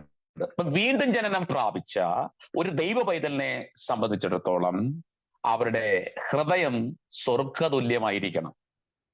മനസ്സിലാവുന്നുണ്ടോ? അവരുടെ ഹൃദയം സ്വർഗ തുല്യമായി തീരണം എന്നാണ് പൗലോസ് ലീഗ ഈ ലേഖനത്തിൽ എന്താണ് വ്യക്തമായിട്ട് പറയുന്നത്. അതിന്റെ ഒരു വിളനിലമാകണം. അതിന്റെ എന്താണ്? അതിനകത്തുള്ള സകലതും മാറിയിട്ട് എന്ത് ചെയ്യണം? ശുദ്ധീകരണം പ്രാപിച്ച് എന്താണ്, നമുക്ക് അറിയാമല്ലോ, കുറെ കാര്യാദികളുടെ പറയുന്നുണ്ട്. അതുപോലെ നല്ലൊരു തലത്തിലേക്ക് എത്തപ്പെടണം വീണ്ടും ജനനം പ്രാപിച്ച ഒരു ദൈവ പൈതൽ. അപ്പൊ ഈ വീണ്ടും ജനനം പ്രാപിച്ച ദൈവ പൈതൽ നല്ലൊരു തലത്തിലേക്ക് എത്തപ്പെടാൻ 3 കാര്യങ്ങളെയാണ് ഇവിടെ പൗലോസ് ലീഗ പറഞ്ഞിരിക്കുന്നത്. 3 മണ്ഡലങ്ങളെ, 3 പ്രധാനപ്പെട്ട കാര്യങ്ങളെയാണ് പൗലോസ് ലീഗ വീണ്ടും ജനനം പ്രാപിച്ച ഒരു ദൈവ പൈതലിന്റെ ഹൃദയം സ്വർഗതുല്യമാക്കുക, അല്ലെങ്കിൽ എന്താണ്, ദൈവത്തിന്റെ വിളനിലമാക്കി തീർക്കുന്നതിനുള്ള രൂപാന്തരത്തെ പറ്റിയാണ് ഇവിടെ പറഞ്ഞിരിക്കുന്നത്. അങ്ങനെയുള്ള രൂപാന്തരം, പഴയ മനുഷ്യനെ എന്ത് ചെയ്തു മാറ്റിയിട്ട് പുതിയ മനുഷ്യനെ, സ്വർഗതുല്യമായ പുതിയ മനുഷ്യനെ ധരിക്കണമെങ്കിൽ ഒരു 3 കൂട്ട കാര്യങ്ങൾ, ആ ധരിച്ചിരിക്കുന്ന മനുഷ്യനുണ്ടാകേണ്ട 3 കൂട്ട കാര്യങ്ങൾ ഇവിടെ പറയുന്നുണ്ട്. ഒന്ന് ദയ. ഒന്നെന്താണ്? ദയ. 2 മനസ്സലിവ്. 3 ക്ഷമ. ഏതൊക്കെയാണ്? ദയ, മനസ്സലിവ്, ക്ഷമ. അപ്പം ഈ ദയ നോക്കണേ, പഴയ നിയമത്തിൽ OTയിൽ, ഓൾഡ് ടെസ്റ്റാമെന്റിൽ അനേക പ്രാവശ്യം എന്ത് പറയുന്നുണ്ട്? ഈ പദം ആവർത്തിക്കുന്നുണ്ട്. ദയയെപ്പറ്റി അനേക തവണ ആവർത്തിക്കുന്നുണ്ട്. എന്നാൽ ഈ പുതിയ നിയമത്തിൽ ദൈവത്തോടുള്ള ബന്ധത്തിൽ, പുതിയ നിയമത്തിലാണെങ്കിൽ ദൈവത്തോടുള്ള ബന്ധത്തിൽ ലൂക്കോസിന്റെ സുവിശേഷത്തിലും അതുപോലെ തന്നെ തീത്തോസിലും എല്ലാം എന്താണ് ഈ പദം ധാരാളം, ഈ പദം എന്താണ് ദൈവത്തോടുള്ള ബന്ധത്തിൽ, അത് പ്രത്യേകം ശ്രദ്ധിക്കണം, ദൈവത്തോടുള്ള ബന്ധത്തിൽ ഈ പദങ്ങൾ വളരെ വ്യക്തമായിട്ട് കൊടുത്തിരിക്കുന്നു. എന്ന് പറഞ്ഞാൽ മറ്റുള്ളവരുടെ ആവശ്യങ്ങളിൽ തത്സമയം പ്രവർത്തിക്കുന്ന എന്താണ് നിസ്വാർത്ഥമായിട്ടുള്ള ഒരു സ്നേഹത്തെയാണ് ഇവിടെ കൊടുത്തിരിക്കുന്നത്. കാരണം പഴയ നിയമത്തിൽ ബോവസും പുതിയ നിയമത്തിൽ നല്ല ശമരിയക്കാരനും. മനസ്സിലായല്ലോ? പഴയ നിയമത്തിൽ ബോവസ്, പുതിയ നിയമത്തിൽ എന്താണ്? നല്ല ശമരിയക്കാരൻ. ഏതാണ്? ദയ. ഈ എന്താണ് നമുക്കറിയാം ദയ എന്ന് പറഞ്ഞാൽ ഒരു ത്യാഗപരമായിട്ടുള്ള സേവനം, അല്ലെ? ത്യാഗപരമായിട്ടുള്ള ഒരു സേവനത്തിന്റെ മാതൃകയായിട്ടാണ് ഇവരെ നമുക്ക് കാണുവാൻ കഴിയുന്നത്. നോക്കണേ, പൗലോസ് എടുത്തു പറയുന്ന ഈ പദമാണ് ഇവിടെ. പൗലോസ് എടുത്തു പറയുന്ന ഒരു പ്രധാനപ്പെട്ട കാര്യം ദൈവമക്കൾ അത് വളരെ മനസ്സിലാക്കേണ്ടതാണ്. ദയയെക്കുറിച്ചാണ്. ദയയെക്കുറിച്ച് പഴയ നിയമത്തിൽ അനേക തവണ പറയുന്നുണ്ടെങ്കിൽ പോലും പഴയ നിയമത്തിൽ ദയയെക്കുറിച്ച് എടുത്തു കാട്ടുന്നത് ആരാണ്? ബോവസിനെയാണ് അവിടെ കാട്ടുന്നത്. ബോവസ് എന്താണ് ദയയെക്കുറിച്ച് പറയുമ്പോൾ ബോവസ് അവിടെ കാട്ടിയത് എന്താണെന്ന് പഴയ നിയമ പുസ്തകം പഠിക്കുമ്പോൾ, ആ രൂത്തിന്റെ പുസ്തകം പഠിക്കുമ്പോൾ നമുക്ക് വ്യക്തമായിട്ട് കാണുവാൻ കഴിയും. അപ്പൊ പഴയ നിയമത്തെ പ്രതികരിച്ച് നിൽക്കുന്നത്, എക്സാമ്പിൾ ആയിട്ട് നിൽക്കുന്നത് ബോവസ് ആണെങ്കിൽ, പുതിയ നിയമത്തിൽ ആരാണ്? നല്ല ശമരിയക്കാരൻ. നല്ല ശമരിയക്കാരൻ. ഇവർ രണ്ടും ചെയ്ത പ്രവൃത്തി എന്താണ്? ഇവർ രണ്ടും ചെയ്ത പ്രവൃത്തി, സത്യത്തിൽ ഇത് നേരിട്ടുള്ള ക്ലാസ് ആണെങ്കിൽ തമ്മിൽ നമുക്ക് അങ്ങോട്ടും ഇങ്ങോട്ടും പറഞ്ഞ് പഠിക്കേണ്ട പല മേഖലകളാണ്. പഴയ നിയമത്തിൽ ബോവസ് ചെയ്തതും പുതിയ നിയമത്തിൽ നല്ല ശമരിയക്കാരൻ ചെയ്തതും രണ്ടുപേരുടെ പ്രവൃത്തി പദം നോക്കിക്കഴിഞ്ഞാൽ ദയയുടെ എന്താണ് ത്യാഗോജ്വലമായിട്ടുള്ള ഒരു മാതൃക നമുക്ക് കാണുവാൻ കഴിയും, അല്ലെ? ഒരു അവര് ചെയ്ത ആ ഒരു ത്യാഗം നമുക്ക് കാണുവാൻ കഴിയും. പുതിയ നിയമത്തിൽ പറയുന്നത് പുരോഹിതൻ വന്നു, അവർ തന്നെ എന്താണ് അനുസരിച്ച് ഒരു പരീക്ഷൻ വന്നു, മറ്റുള്ളവർ വന്നു, ഒത്തിരി പേര് വന്നു പോകുന്നു. പക്ഷെ നല്ല ശമരിയക്കാരൻ എന്താ കാണിച്ചത്? ഇങ്ങോട്ട് വാങ്ങുന്നതല്ല, അങ്ങോട്ട് നൽകുന്നതാണ്. ചേർന്ന് പറഞ്ഞാട്ടെ, ഇങ്ങോട്ട് വാങ്ങുന്നതല്ല, അങ്ങോട്ട് നൽകുന്നതാണ്. അതാണ് ദയ എന്ന് പറഞ്ഞിരിക്കുന്നത്. ഇവിടെ ദയയെക്കുറിച്ച് ശക്തമായിട്ട് പറഞ്ഞിരിക്കുന്ന പദം ദൈവമക്കൾ വളരെ മനസ്സിലാക്കണം. അപ്പൊ 3 കാര്യങ്ങളാണ് ഇവിടെ പറഞ്ഞിരിക്കുന്നത്. 1, ദയയെക്കുറിച്ച് ശക്തമായിട്ട് പറഞ്ഞിരിക്കുന്നു. 2 എന്താണ്? 2 മനസ്സലിവാണ്. അപ്പം ദയയെ പറ്റി പറയുമ്പോൾ ബോവസിനെ പറ്റി പറയുന്നു, ദയയെക്കുറിച്ച് പറയുകയാണെ. ദയയെക്കുറിച്ച് പറയുമ്പോൾ നിങ്ങൾ വളരെ നോട്ട് ചെയ്യണം. ബോവസിനെ പറ്റി പറയുന്നു, നല്ല ശമരിയക്കാരനെ പറ്റി പറയുന്നു. ഇത് രണ്ടും എന്തിനു നിഴലാണ്? ഇത് രണ്ടും യേശുക്രിസ്തുവിന് നിഴലാണ്. ഇവർ രണ്ടും യേശുക്രിസ്തുവിന് നിഴലാണ്. പഴയ നിയമത്തിലെ ബോവസും പുതിയ നിയമത്തിലെ നല്ല ശമരിയക്കാരനും ഇത് രണ്ടും യേശുക്രിസ്തുവിന് നിഴലാണ്. അപ്പം ദയയെക്കുറിച്ച് നമ്മൾ ചിന്തിക്കുമ്പോൾ ഈ 2 നിഴലിനെ നമ്മൾ ഓർത്താൽ മാത്രം മതി. അടുത്തത് മനസ്സലിവാണ്, അല്ലെ? അപ്പോ എന്താണ് മനസ്സലിവ് എന്ന് പറയുമ്പോൾ? മറ്റുള്ളവരുടെ ക്ഷേമം അന്വേഷിക്കുക. മനസ്സലിവ് എന്ന് പറഞ്ഞാൽ എന്താണ്? മറ്റുള്ളവരുടെ ക്ഷേമം അന്വേഷിക്കുക, അവരുടെ ആവശ്യങ്ങളിൽ പങ്കുചേരുക, അല്ലേ? അപ്പോ അതാണ് മനസ്സിന്റെ ഒരു അലിവ് എന്ന് പറയുന്നത്. മനസ്സലിവിൻ. നമ്മൾ പാടുമല്ലോ ഒരു പാട്ട്, മനസ്സലിവിൻ മഹാദൈവമേ. അടുത്തത് കനിയണമേ കരുണാനിധേ. അപ്പം മനസ്സലിവിന്റെ ദൈവം, അല്ലേ? നമ്മുടെ ദൈവത്തിന്റെ പ്രത്യേകത, അവൻ അവരെ കണ്ടു മനസ്സലിഞ്ഞു.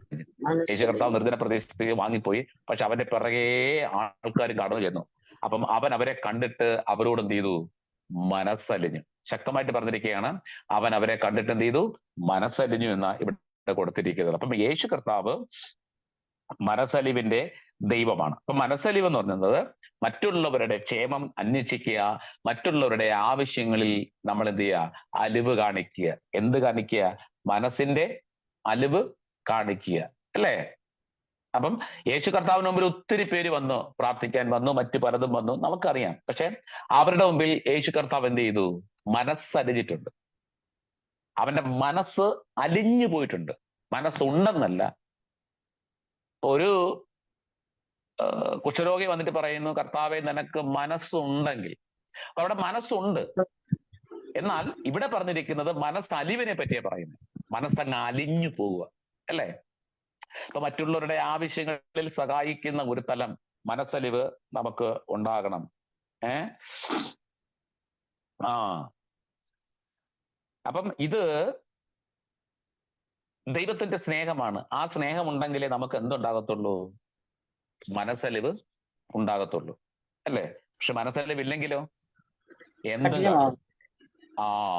മനസ്സലിവ് ഇല്ലാത്തവന്റെ ഹൃദയം കഠിനമാകും. അതുകൊണ്ട് കഠിനമാകുന്നവരെ നോക്കിയായിട്ടാണ് പാട്ടുകാരൻ പാടിയത്, കല്ല് പോലുള്ള എല്ലാ ഉള്ളങ്ങളെയും ഇന്നു മെഴുകൂ പോൽ ഉരുക്കേണമേ. കല്ലായിട്ടിരിക്കുക, ഒരു മനസ്സും ഇല്ല, ഒരു മനസ്സലിവ് ഇല്ല. മനസ്സലിവ് തോന്നുന്ന ഒരു ഹൃദയം, അത് ദൈവത്തിൽ നിന്ന് വരുന്നതാണ്. അത് ക്രിസ്തുവിന്റെ സ്നേഹത്തിൽ നിറഞ്ഞു നിൽക്കുന്നതെന്നാണ് നമുക്കിവിടെ കാണുവാൻ കഴിയുന്നത്. ഒരു നിസ്വാർത്ഥ സ്നേഹമാണ് അല്ലെ മനസ്സലിവ് എന്ന് പറയുന്നത്. അപ്പൊ അത് നമുക്ക് ഏറ്റവും പരമപ്രധാനപ്പെട്ട ഒരു കാര്യമാണ്. അപ്പം ദയയെ കുറിച്ച് പറഞ്ഞു, മനസ്സലിവിനെ പറ്റി പറഞ്ഞു. ഇപ്പൊ ഈ നമ്മളെ എഫെസ്യ ലേഖനത്തിൽ പൗലോസിലേക്ക് അതിന് തൊട്ട് മുമ്പായിട്ട് ഈ തെറ്റായിട്ടുള്ള കൈപ്പേറിയ തെറ്റായിട്ടുള്ള ഒത്തിരി കാര്യങ്ങളെ കൊടുത്തു പറയുന്നുണ്ട്, ഒത്തിരി വിഷയങ്ങളെ പറ്റി പറയുന്നുണ്ട്. പക്ഷെ അതൊക്കെ പഴയ മനുഷ്യനിലുള്ളതാണ്, പഴയ മനുഷ്യനിലുള്ളതാണ്. ഇവിടെ പൗലോസ് എടുത്തു പറയുന്നത് നമ്മൾ ആരാ? ക്രിസ്തുവിൽ പുതുതായിട്ട് തീർന്നിട്ടുള്ളവരാ അല്ലെ? നമ്മൾ പുതിയ മനുഷ്യരാണ്, പഴയ മനുഷ്യരല്ല. നമ്മൾ പുതിയ മനുഷ്യരാണ്. അപ്പൊ പുതിയ മനുഷ്യരിൽ ഉണ്ടായിരിക്കേണ്ട കാര്യം ഒന്ന്, ദയ ഉണ്ടായിരിക്കണം അല്ലെ? മറ്റുള്ളവരോട് നമുക്ക് എന്തുണ്ടായിരിക്കണം? എല്ലാവരോടും ദയ ഉള്ളവരായിരിക്കണം. രണ്ട്, നമുക്കെന്തുണ്ടാകണം? മനസ്സലിവ് ഉണ്ടായിരിക്കണം. ഏത് കാര്യത്തിനും ഒരു തക്കതായിട്ടുള്ള മനസ്സലിവ് ഉണ്ടായിരിക്കണം. മൂന്ന്, നമുക്ക് എന്തുണ്ടായിരിക്കണം? ക്ഷമയുണ്ടായിരിക്കണം. മൂന്നാമതായിട്ട് ഇവിടെ എടുത്തു പറഞ്ഞിരിക്കുന്ന ഒരു പദമുണ്ട്, നമുക്ക് ഉണ്ടായിരിക്കേണ്ട കാര്യം, നമുക്ക് ക്ഷമ ഉണ്ടായിരിക്കണം അല്ലേ? അപ്പം പൗലോസ് പറയുന്നത് വാക്കിനാലോ ക്രിയയാലോ എന്താണ് മറ്റുള്ളവർ നമുക്ക് വിപരീതമായിട്ട് ചെയ്യുന്ന സകല കാര്യങ്ങളെയും എന്താണ് ആത്മാർത്ഥമായിട്ട് നമുക്ക് ജയിക്കുവാൻ കഴിയുന്നത് എന്താണ്? ക്ഷമയിലൂടെയാണ് അല്ലേ? അപ്പം ഒരു കോപിച്ചു നിൽക്കുന്ന വ്യക്തിയെ ക്ഷമയിലൂടെ കീഴ്പ്പെടുത്തുവാൻ കഴിയും അല്ലേ? അപ്പോ ആ ഒരു ക്ഷമ നമ്മുടെ ജീവിതത്തിൽ അത്യന്തപരമായിട്ട് വേണ്ടതാണെന്ന് പൗലോസ് ശക്തമായിട്ട് പറയുന്നു അല്ലേ? ഇവിടെ പല പദങ്ങൾ പൗലോസ് എന്ത് ചെയ്യുന്നുണ്ട്? എടുത്ത് ശക്തമായിട്ട് പറയുമ്പോൾ തന്നെ ക്ഷമയുടെ ഏറ്റവും വലിയ മാതൃക ആരാന്നറിയാമോ? ക്ഷമയുടെ ഏറ്റവും വലിയ മാതൃക യേശു കർത്താവാണ്. യേശുവിലാണ് ആ ക്ഷമ നമുക്ക് ശക്തമായിട്ട് കാണുവാൻ കഴിയുന്നത്. അപ്പം നമ്മൾ പാടുമല്ലോ, ക്ഷമാശീലനാമൻ യേശുവേ.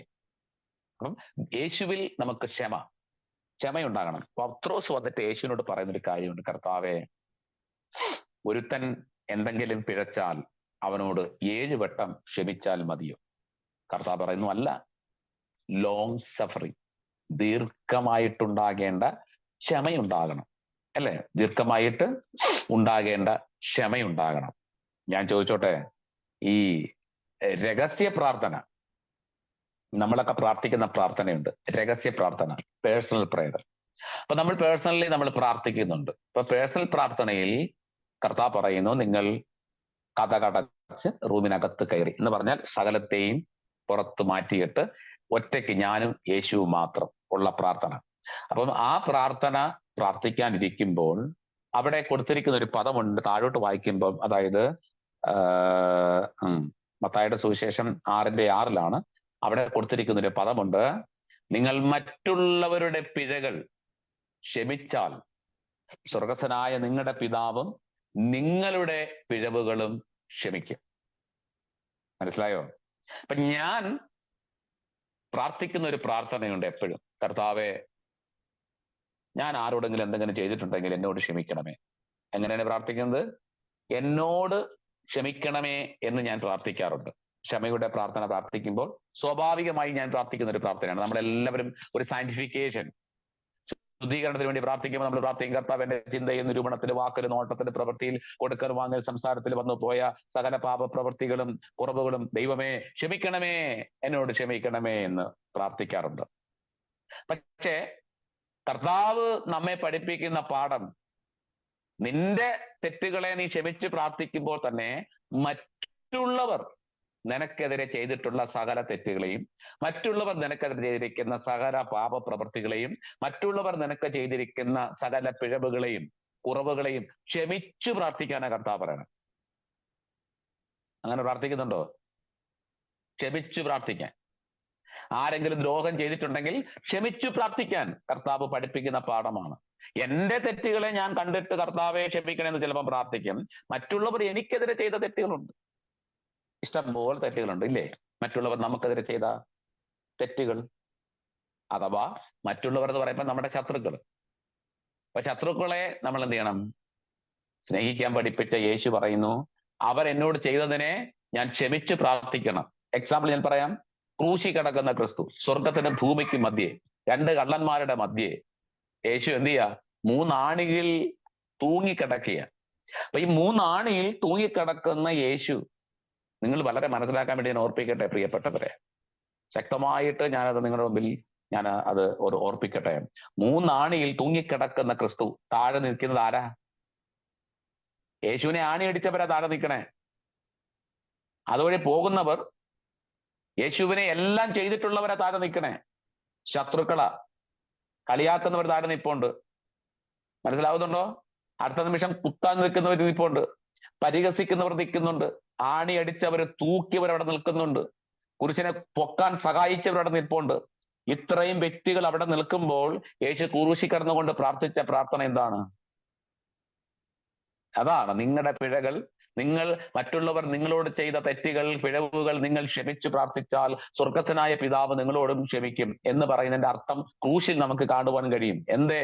യേശു ക്രൂശി കിടന്നുകൊണ്ട് എന്താ പ്രാർത്ഥിച്ചേ? കർത്താവേ, എന്നെ ആണിയടിച്ചവന്റെയും പരിഹസിക്കുന്നവന്റെയും തലയിൽ ഇടുത്തീ വീഴണേ. അങ്ങനെയാണോ?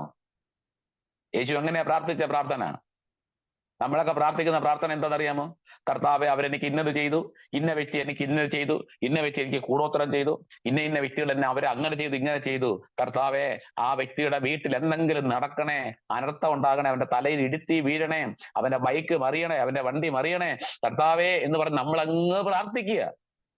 അത് ഏറ്റെടുക്കേണ്ട പിശാച് അത് ഏറ്റെടുത്തോളും. സ്വർഗം ഒരിക്കലും അത് ഏറ്റെടുക്കത്തില്ല. കർത്താവ് ഒരിക്കലും ആ പ്രാർത്ഥന സ്വീകരിക്കത്തുമില്ല. ക്രൂശി കിടക്കുന്ന ക്രിസ്തു ഇത്രയും പ്രതികൂലത്തിന് നടുവിൽ അടുത്ത നിമിഷം ജീവൻ പോകാൻ കിടക്കുക. ജീവനും മരണത്തിനും ഇടയിൽ പിടഞ്ഞു കിടക്കുന്ന ക്രിസ്തു പ്രാർത്ഥിക്കുന്ന ഒരു പ്രാർത്ഥനയുണ്ട്. എന്താ? എന്റെ കർത്താവേ, എന്റെ പിതാവേ, ഇവർ ചെയ്യുന്നത് എന്തെന്ന്, സ്വർഗസ്ഥനായ പിതാവേ, ഇവർ ചെയ്യുന്നത് ഇന്നതെന്ന്, എന്താ ഇവർ ചെയ്യുന്നതെന്ന് ഇവർ അറിയായികയാൽ എന്ത് ചെയ്യണം? അവരോട് ക്ഷമിക്കണമേ. മറ്റുള്ളവർ ചെയ്ത പിഴവുകൾ, മറ്റുള്ളവർക്ക് പറ്റിയ തെറ്റുകൾ, മറ്റുള്ളവർ നമ്മോട് ചെയ്തതായ കുറവുകൾ യേശു കർത്താവ് ക്രൂശി കിടന്നുകൊണ്ട് പറയാ, ക്ഷമിക്കണം. അപ്പൊ നീ എന്ത് ചെയ്യണം? ക്ഷമിക്കണം. ഹലോ, വല്ലതും മനസ്സിലാകുന്നുണ്ടോ പ്രിയപ്പെട്ടവരെ? യേശു കർത്താവിന്റെ പ്രാർത്ഥനയാണ്, നീ എന്ത് ചെയ്യണം? ക്ഷമിക്കണം. അതാണ് ക്ഷമ. അത് ക്രിസ്തുവിൽ മാത്രമേ നമുക്ക് കാണുവാൻ കഴിയത്തുള്ളൂ. ഇതുപോലെ നമ്മൾ എന്ത് ചെയ്യണം? നമ്മളെ ക്രൂശിൽ തൂക്കിയിട്ടിരിക്കുന്ന ആൾക്കാരുണ്ട് ഇല്ലേ? നമ്മളെ ക്രൂശിൽ തൂക്കിയിട്ടിരിക്കുന്ന ആൾക്കാരില്ലേ? ഇത് ആരോട് പറയാൻ? നമ്മുടെ ഈ ക്ലാസ്സിൽ, എഫീസ് ലേഖന ക്ലാസ്സിൽ ഞാൻ നിന്നോട് പറയാം, നമ്മളൊക്കെ ഇപ്പൊ ക്രൂശി കിടക്കുക, സ്വർഗത്തിന്റെ ഭൂമിക്ക് മധ്യേ. പണ്ടൊരു ദൈവദാസൻ പറഞ്ഞതുപോലെ, എന്താണ്? ആകാശത്തിലാണോ ഭൂമിയിലാണോ? ഒന്നുമല്ല ദൈവദാസൻ, ഞാനിപ്പോ എന്താ പോക്കുവാണെന്ന് എനിക്ക് പോലും അറിയത്തില്ല. സുഖിയന്മാരുടെ പരിഹാസവും അഹങ്കാരിയുടെ നിന്നയും സഹിച്ച് എന്റെ മനം ഏറ്റവും മടുത്തിരിക്കുന്നു അല്ലേ? അവർക്ക് വേദന ഒട്ടുമുണ്ടല്ലോ, അവരുടെ ദേഹം തടിച്ചുരുണ്ടിരിക്കുന്നു, അവർക്കൊന്നും ഒരു ഗുരുവില്ല. നോക്കണേ, ഞാൻ 24 മണിക്കൂർ ഇത്രയൊക്കെ നിന്നിട്ട് നിന്നകളല്ലാതെ എനിക്ക് ബാക്കി എന്താണ്? No, never. ഒരു വാക്കുപോലും പറയാതെ നിങ്ങൾ കേൾക്കണം പ്രിയപ്പെട്ടവരെ. യേശു കർത്താവ് മറ്റുള്ളവരുടെ പിഴവുകളെ ക്ഷമിച്ച് പ്രാർത്ഥിക്കുക. നമ്മൾ എങ്ങനെ പ്രാർത്ഥിക്കണം? ക്രൂശി കിടക്കാൻ നമ്മൾ എങ്ങനെ പ്രാർത്ഥിക്കണം? നമ്മളെ ക്രൂശി കിടത്തിയിരിക്കുക, എല്ലാം കൂടെ ചേർന്ന് നമ്മളെ ക്രൂശിച്ച് നാട്ടുകാരും വീട്ടുകാരും മറ്റുള്ളവരും അവരും ഇവരും എല്ലാം കൂടെ ചേർത്ത് ആണിയടിക്കാൻ പറ്റുന്നവൻ ആണിയടിക്കുന്നുണ്ട്, മുൾക്കിരീടം വെക്കാൻ പറ്റുന്നവൻ അതിൻ്റെ മുൾക്കിരീടം വെക്കുന്നുണ്ട്, ഒന്ന് ഞോണ്ടാൻ പറ്റുന്നവൻ ഞോണ്ടുന്നുണ്ട്, അടിക്കാൻ പറ്റുന്നവൻ അടിക്കുന്നുണ്ട്, താടി തൊമ്മ പിടിച്ചു വയ്ക്കാനുള്ളവൻ അങ്ങനെ ചെയ്യുന്നുണ്ട്, കളിയാക്കുന്നവൻ കളിയാക്കുന്നുണ്ട്, പ്രാകേണ്ടവരും പ്രാകുന്നുണ്ട്, ക്രൂശിന്റെ കുറ്റകുട്ടിയെ നിൽക്കുന്നവൻ അങ്ങനെ നിൽക്കുന്നുണ്ട്. ഒരു കൂട്ടരിൽ പ്രതികൂലമായി നിൽക്കുന്നവരുണ്ട്, അനുകൂലമായി നിൽക്കുന്നവരുണ്ട്. ഇതെല്ലാം നിൽക്കുമ്പോഴും യേശു കർത്താവ് എന്താ പ്രാർത്ഥിച്ചേ? നമ്മൾ എങ്ങനെ പ്രാർത്ഥിക്കണം? ഇതിന് നടുവിൽ നമ്മൾ എങ്ങനെ പ്രാർത്ഥിക്കണം? കർത്താവേ, യേശുവേ, ഇവർ ചെയ്യുന്നത് ഇന്നതെന്ന് അവരറിയായികയാൽ എന്നോട് ക്ഷമിക്കണമെന്നല്ല, അവരോട് ക്ഷമിക്കണമേ എന്നുള്ള ക്ഷമയുടെ പ്രാർത്ഥന പഠിപ്പിച്ച കർത്താവിന്റെ പ്രാർത്ഥന നമ്മൾ ഏറ്റെടുത്ത് എന്ത് ചെയ്യണം? പ്രാർത്ഥിക്കണം. അല്ലാതെ എന്റെ കുറവുകൾ കർത്താവ് ക്ഷമിക്കുന്നത്. കർത്താവ് നമ്മുടെ കുറവുകൾ ക്ഷമിക്കുന്നുണ്ട്. ഞാൻ വല്ലതും മറ്റുള്ളവരോട് ചെയ്തിട്ടുണ്ടെങ്കിൽ അതും കർത്താവ് ക്ഷമിക്കുന്നുണ്ട്. പക്ഷെ കർത്താവ് പറഞ്ഞു, സ്വർഗസ്വനായ നിങ്ങളുടെ പിതാവ് നിങ്ങളോട് ക്ഷമിക്കണമെങ്കിൽ, സ്വർഗം നിങ്ങളോട് ക്ഷമിക്കണമെങ്കിൽ നമ്മൾ എങ്ങനെ പ്രാർത്ഥിക്കണം? മറ്റുള്ളവരുടെ പിഴവുകളെ ക്ഷമിച്ച് പ്രാർത്ഥിക്കണം. ഇത് വൈരാഗ്യത്തോടെ ഇരിക്കുക, പതനം കാണാൻ വേണ്ടി. പണ്ടൊരു സഹോദരി എനിക്ക് ഫോൺ ചെയ്ത് എന്നെ വിളിച്ചു, പക്ഷേ സ്വോത്രം സ്വോത്രം സ്വോത്രം സ്വോത്രം. ഞാൻ പറഞ്ഞു, എന്താ ആന്റി, ഭയങ്കര സന്തോഷമാണല്ലോ, ഭയങ്കര ഹാപ്പി ആണല്ലോ, എന്ത് പറ്റി? ഉടനെ ആന്റി പറയാ, എന്ത് പറയാൻ എന്റെ പൊന്നു പാസ്റ്റേ, നാളുകൾ കൊണ്ട് പ്രാർത്ഥിക്കുന്ന പ്രാർത്ഥനയ്ക്ക് എനിക്ക് മറുപടി കിട്ടി. ഞാൻ പറഞ്ഞു, എന്തുവാ? എന്റെ അപ്പുറത്ത് അവൾ എന്ത് ചെയ്തറിയാമോ? അവള് സ്കൂട്ടി എടുത്തു. അവള് സ്കൂട്ടി എടുത്തിട്ട് എന്റെ മുമ്പിൽ കൂടെ വലിയ രാജാവായിട്ട് പോയി. എനിക്ക് ഭയങ്കര വിഷമം ഉണ്ടായിരുന്നു. പക്ഷെ അത് കൊണ്ടുപോയി എവിടെ ചെന്ന് താഴെ വീണ്, വണ്ടിയും പോയി. അവളുടെ ശരീരം മൊത്തത്തിൽ ഒടിഞ്ഞ് മൊത്തത്തിൽ ബഹിരാകാശത്ത് പോകുന്നത് പോലെ അവളെ വീട്ടിൽ കൊണ്ട് കടത്തിയിരിക്കുക. എന്റെ ദൈവം പ്രാർത്ഥന കേൾക്കുന്ന ദൈവമാണ്. എന്റെ പൊന്നു ദൈവദാസനെ, ദൈവം എന്റെ പ്രാർത്ഥന കേട്ടു. ഞാൻ പറഞ്ഞു, പോ പിശാചേ. ഞാൻ പറഞ്ഞു, ആന്റിക്ക് തന്നെ പറ്റിയേ. നോക്കണം, അന്യന്റെ അനർത്ഥത്തിൽ സന്തോഷിക്കുന്നവർ, അവരുടെ പിഴകളെ ക്ഷമിച്ച് പ്രാർത്ഥിച്ച യേശു അങ്ങനെയാണോ പ്രാർത്ഥിച്ചത്? അതുകൊണ്ട് പ്രിയപ്പെട്ടവരെ, പൗലോസ്ലീഹ പറയുകയാണ്, മറ്റുള്ളവരുടെ പിഴവുകളെ നമ്മൾ എന്ത് ചെയ്യണം? ക്ഷമിച്ച് പ്രാർത്ഥിക്കണം. ഈ ലേഖനത്തിൽ കർത്താവ് ഓർപ്പിക്കുന്ന കാര്യം അതാണ്. അപ്പോ 3 കാര്യങ്ങൾ വളരെ ശക്തമായ രീതിയിൽ പൗലോസ്ലീഹ പറയുകയാണ്. ഒന്ന്, എന്തു വേണം? പുതിയ നിയമസഭയ്ക്ക്, പുതിയ നിയമ വിശ്വാസിക്ക്, കർത്താവിനെ രക്ഷകനും കർത്താവുമായി സ്വീകരിച്ച വ്യക്തിക്ക് എന്തുണ്ടാകണം? ഒന്ന്, ദയ ഉണ്ടാകണം. 2, എന്തുണ്ടാകണം? മനസ്സലിവുണ്ടാകണം. 3, ക്ഷമയുണ്ടാകണം. സ്തോത്രം. പക്ഷെ ഇത് 3 മേഖലകളും ഇല്ലാതെയാണ് ഇന്നിന്റെ ആൾക്കാര് എത്തപ്പെട്ടു നിൽക്കുന്നത്. വളരെ വിഷമങ്ങൾ ഈ അടുത്തിടയിൽ എൻ്റെ ജീവിതത്തിൽ കൂടെ ഉണ്ടായിട്ടുണ്ട്, സംഭവിച്ചിട്ടുണ്ട്, കടന്നു പോകുന്നുണ്ട്. ഞാൻ ദൈവത്തോട് പ്രാർത്ഥിക്കുന്ന ഒരു പ്രാർത്ഥനയുണ്ട്. മനസ്സിലാക്കേണ്ടവർ പോലും മനസ്സിലാക്കാതെ പോകുന്ന ചില മേഖലകൾ, മനസ്സിലാക്കേണ്ടവർ പോലും മനസ്സിലാക്കാതെ പോകുന്ന ചില മേഖലകൾ.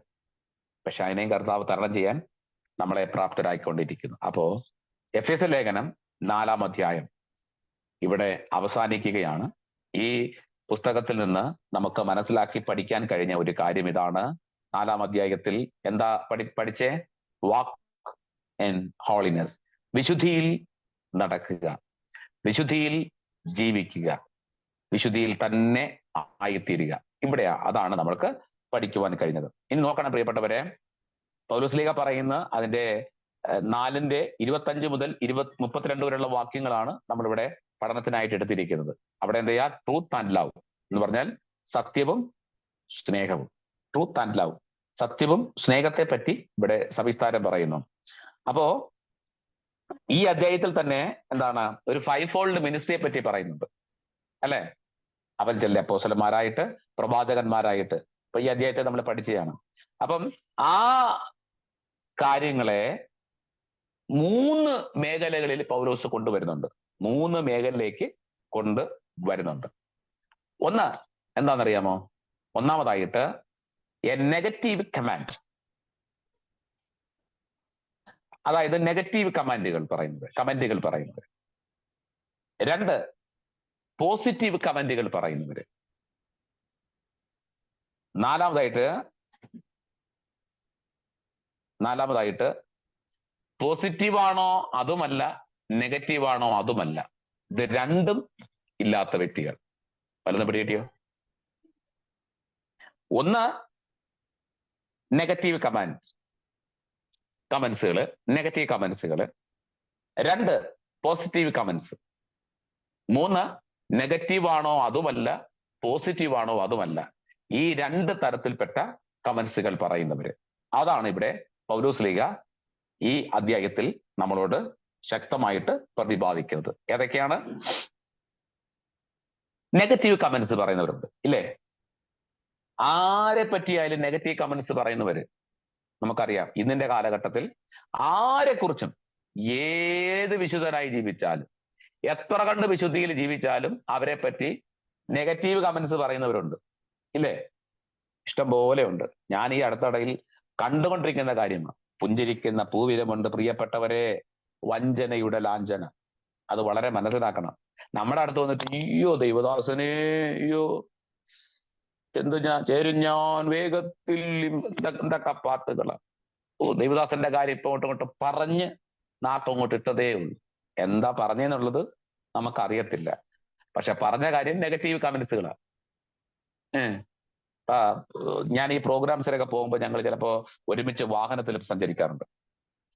ഞങ്ങൾ ഒരുമിച്ച് എല്ലാവരും കൂടെ ചേർന്ന് ഒരു വാഹനത്തിൽ പോകും.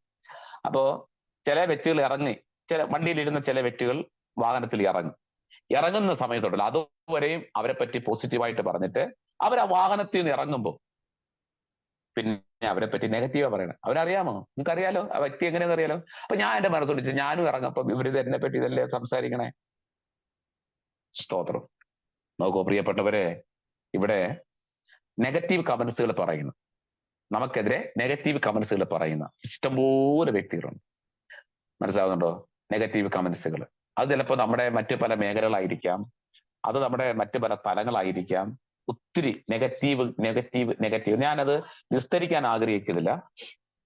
ഇപ്പൊ ഈ ക്ലാസ് കേട്ടോണ്ടിരിക്കുമ്പം ഞാനത് പറയുമ്പോൾ നിങ്ങൾക്കറിയാം പൗലോസ് ലേഖ എത്രമാത്രമാണ് അതിനെക്കുറിച്ച് ഊന്നൽ നൽകിയിരിക്കുന്നത്. ഇപ്പോ നെഗറ്റീവ് കമന്റ്സുകൾ അത് വരും, ഓർത്തിരിക്കുക. ഇപ്പൊ നിങ്ങളൊരു പ്രസംഗം പ്രസംഗിച്ചിട്ടാൽ, നിങ്ങളുടെ ഒരു ചിന്ത പറഞ്ഞിട്ടാൽ, ഓൺലൈനിൽ നമ്മൾ നോക്കിയാൽ നെഗറ്റീവ് കമന്റ്സ് പറഞ്ഞിരുന്നവരുണ്ട്. നിങ്ങളൊരു പ്രവർത്തനം തുടങ്ങിയാൽ, നിങ്ങൾ നല്ല രീതിയിൽ കയറി വന്നാൽ നിങ്ങൾക്കെതിരെ നെഗറ്റീവ് കമന്റ്സ് പറയുന്നവരുണ്ട്. ഞാൻ ഈ പൊതുവെ പറയുന്നത് നെഗറ്റീവ് കമന്റ്സ് പറയുന്നവരുണ്ട്, അതുപോലെ തന്നെ പോസിറ്റീവ് കമന്റ്സുകൾ പറയുന്നവരുണ്ട്, അല്ലെ? പോസിറ്റീവായിട്ടുള്ള കമന്റ്സുകൾ പറയുന്നവരുണ്ട്. ഒരു പാട്ടിറക്കിയാൽ, നല്ലൊരു പ്രസംഗം പ്രസംഗിച്ചാൽ, അല്ലെങ്കിൽ നല്ലൊരു തലത്തിലേക്ക് എത്തപ്പെട്ട് കഴിഞ്ഞാൽ പോസിറ്റീവായിട്ട് കമന്റ്സുകൾ പറയുന്നവരുണ്ട്, നെഗറ്റീവായിട്ട് കമന്റ്സുകൾ പറയുന്നവരുണ്ട്. മനസ്സിലാകുന്നുണ്ടോ? പക്ഷെ ഏറ്റവും ഡേഞ്ചർ എന്ന് പറഞ്ഞത് പോസിറ്റീവ് ആണോ അതുമല്ല, നെഗറ്റീവ് ആണോ അതുമല്ല. ഇത് രണ്ടും കെട്ട ചില വ്യക്തികൾ, അല്ലെ? ചില കാണുമ്പോൾ പോസിറ്റീവ്, ചില കാണുമ്പോൾ നെഗറ്റീവ്. ഇത് രണ്ടും വായിൽ കൂടെ പറയുന്നു. ഇപ്പൊ നമ്മൾ ചിലർ നെഗറ്റീവ് മാത്രമേ പറഞ്ഞുകൊണ്ടിരിക്കുന്നുള്ളൂ, ചിലതാണ് പോസിറ്റീവ് മാത്രമേ പറയത്തുള്ളൂ. എന്നാൽ മറ്റു ചിലർ അങ്ങനെയല്ല, നെഗറ്റീവും പറയും പോസിറ്റീവും പറയും. അങ്ങനെയുള്ളവരെ നമ്മൾ വളരെ സൂക്ഷിക്കണം. ഇപ്പൊ നമ്മുടെ അടുത്ത് വരുമ്പോ പോസിറ്റീവും, വേറൊരു വ്യക്തിയെ കാണുമ്പോൾ നമ്മളെ പറ്റി നെഗറ്റീവും. പിടി കിട്ടുന്നുണ്ടോ? മനസ്സിലാവുന്നുണ്ടോ പ്രിയപ്പെട്ടവരെ? ഈ ക്ലാസ്സിൽ പൗലോസ് ശക്തമായിട്ട് പറയുന്ന, തിരുവചന അടിസ്ഥാനത്തിൽ പറയുന്ന ചില കാര്യങ്ങളാണ് ഞാൻ എടുത്ത ക്ലാസ് ആയതുകൊണ്ട് ഇങ്ങനെ ഊന്നി പറയുന്നത്. അത് വളരെ നമ്മൾ മനസ്സിലാക്കേണ്ടത് ഒരു സത്യമാണ്. സ്തോത്രം. അപ്പോ ചില മൊത്തത്തിൽ എന്താണ്? നെഗറ്റീവ് തന്നെയാണ്. അവരുടെ ജീവിതത്തിലെ തുടക്കം മുതൽ അവസാനം വരെ അവരെന്താണ്? നെഗറ്റീവ് മാത്രമേ പറഞ്ഞുകൊണ്ടിരിക്കത്തുള്ളൂ. അവർക്ക് വേറെ ഒന്നുമില്ല. ആരെ കണ്ടാലും, പണ്ടൊരു പിതാവ്, പുള്ളി ഏത് വീട് കണ്ടാലും അതിന്റെ നെഗറ്റീവ് കാര്യം പറയത്തുള്ളൂ. ഏത് വീട് കണ്ടാലും പുള്ളി നെഗറ്റീവായിട്ടുള്ള കാര്യം പറയത്തുള്ളൂ. പക്ഷെ അത് മനസ്സിലാക്കിയ മകൻ എന്ത് ചെയ്തു? ഇനി അപ്പൻ ഒരിക്കൽ പോലും നെഗറ്റീവ് കമന്റ്സ് പറയരുത്. അതിനുവേണ്ടി എന്തറിയാമോ? ഈ കുറവുകളെല്ലാം മാറ്റി നല്ലൊരു വീട് പണിതു, നല്ല ശക്തമായ ഒരു വീട് പണിതു. പക്ഷെ ആ വീട് പണിതിട്ട് ഈ മകൻ അപ്പനെ കൊണ്ടുപോയപ്പോൾ അപ്പൻ പറഞ്ഞൊരു വാചകമുണ്ട്. എന്താണെന്നറിയാമോ? എന്തോരം നീ വീട് പണിതു, നെഗറ്റീവായിട്ട് പറയാൻ ഒന്നുമില്ല. അവസാനം പുള്ളി പറയാ, ഇത് പൊളിച്ചെടുക്കാൻ കുറച്ച് സമയമെടുക്കും. ഇതാണ് നെഗറ്റീവ് പറയേണ്ടവര് ഏത് സ്ഥാനത്തും അവരെന്ത് ചെയ്യും? നെഗറ്റീവ് പറഞ്ഞുകൊണ്ടിരിക്കുക. അത് അവരുടെ ക്വാളിറ്റി. പക്ഷെ പോസിറ്റീവ് പറയുന്നവര് ബി പോസിറ്റീവ്, എപ്പോഴും പോസിറ്റീവ് തന്നെ സംസാരിച്ചുകൊണ്ടിരിക്കും ഒരു വ്യക്തിയെ പറ്റി. ചിലപ്പോൾ ചില കുറവുകൾ കാണും, ചിലപ്പോൾ ബലഹീനതകൾ കാണും, ചിലപ്പോൾ എന്തെങ്കിലും നികത്തേണ്ട ലെവലുകൾ കാണും. അവിടെ കയറി വന്നിട്ട് എന്ത് ചെയ്യത്തില്ല? അവരെ തളർത്തത്തില്ല. മനസ്സിലാവുന്നുണ്ടോ? ഒളിച്ചുള്ള കാര്യങ്ങളൊന്നും ചെയ്യത്തില്ല, ഒളിച്ചും പാത്തും ഒന്നും പോകത്തില്ല. മനസ്സിലാവുന്നുണ്ടോ? ചിലർക്ക് അങ്ങനെയാണ്. അപ്പോ അവരെന്ത് ചെയ്യും? എന്ത് വന്നാലും പോസിറ്റീവായിട്ട് പറഞ്ഞ് ദൈവദാസനെ അല്ലെങ്കിൽ ദൈവദാസിയെ വിഷമിക്കേണ്ട, ദൈവം എല്ലാം ചെയ്യും. നമ്മളെ ഉറപ്പിക്കുന്ന പോസിറ്റീവ് കമന്റ്സുകളിട്ട് നമ്മളെ ഉറപ്പിക്കുന്ന വാക്കുകളുണ്ട്. ഈ രണ്ട് വാക്കുകൾ നിൽക്കുമ്പോൾ തന്നെ നമ്മുടെ മുമ്പിൽ പ്രത്യക്ഷപ്പെടുന്ന മൂന്നാം കൂട്ടരാണ് പോസിറ്റീവും പറയും, അതോടൊപ്പം തന്നെ എന്ത് ചെയ്യും? നെഗറ്റീവും പറയും. എന്താണ്? പോസിറ്റീവും പറയും, നെഗറ്റീവും പറയും. എങ്ങനെ? എന്നെ കാണുമ്പോ എന്നെ കാണുമ്പോൾ പോസിറ്റീവും പറയും, മറ്റുള്ളവരെ കാണുമ്പോൾ എന്നെ പറ്റി നെഗറ്റീവും പറയും. ആ ഒരു കൂട്ടത്തിലല്ല നമ്മൾ ആയിത്തീരേണ്ടത്. നമ്മൾ എന്ത് ചെയ്യണം?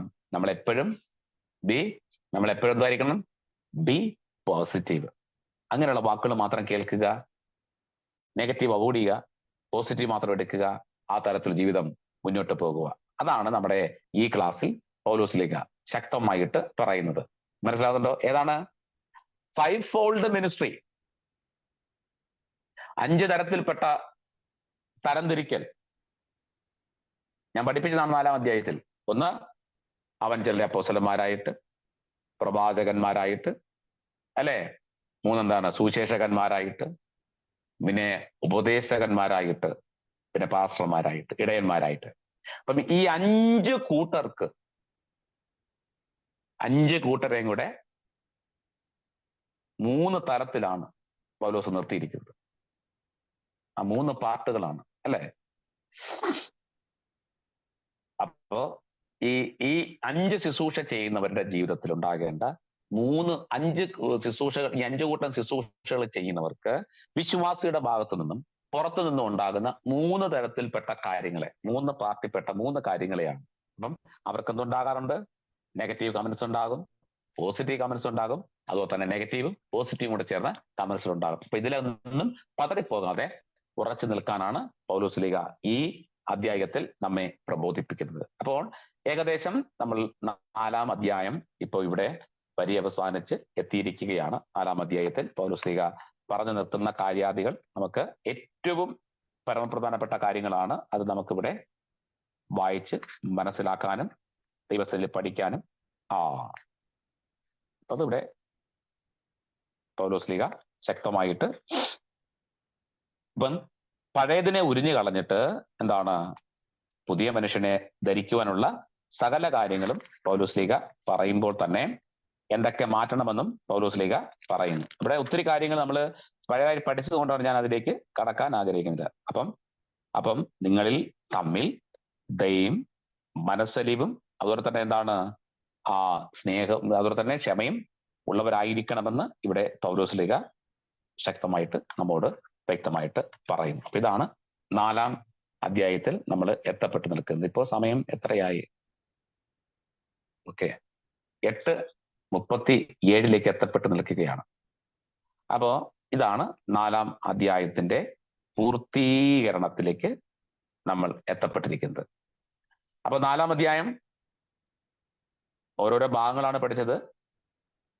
If you have any doubts, എന്തെങ്കിലും ഡൗട്ട്സുകൾ ഉണ്ടെങ്കിൽ, എന്തെങ്കിലും കാര്യങ്ങളുണ്ടെങ്കിൽ, നേരത്തൊക്കെ നല്ലപോലെ സംസാരിച്ചുകൊണ്ടിരിക്കുന്നവരെയൊക്കെ ഇപ്പൊ കാണാനില്ല.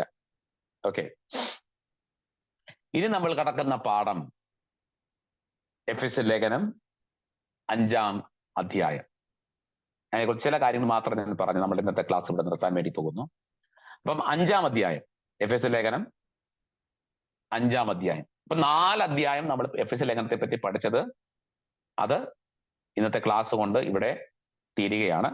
ഇനി നമ്മൾ 5-ാമത്തെ അധ്യായത്തിലേക്ക്, 5-ാമത്തെ ചാപ്റ്ററിലേക്ക് പ്രവേശിക്കുന്നു. ഹെഡിങ് ആയിട്ട് നിങ്ങൾ എഴുതിക്കോ, എന്താണ്? എ ന്യൂ വാക്ക് എന്ന് പറഞ്ഞാൽ ഒരു പുതിയ എന്താണ് ചുവടുവെപ്പ്, അല്ലെങ്കിൽ ഒരു പുതിയ നടത്തം. മനസ്സിലാവുന്നുണ്ടോ? അപ്പം പുതിയ ചുവടുവെപ്പ് അല്ലെങ്കിൽ പുതിയ നടത്തം, എ ന്യൂ വാക്ക്. അതാണ് എഫെസ്യർ ലേഖനം 5-ാം അധ്യായത്തിൽ 5-ാമത്തെ ചാപ്റ്ററിൽ വ്യക്തമായിട്ട് പറഞ്ഞു വെച്ചിരിക്കുന്നത്. ഓക്കെ, അത് നമുക്ക്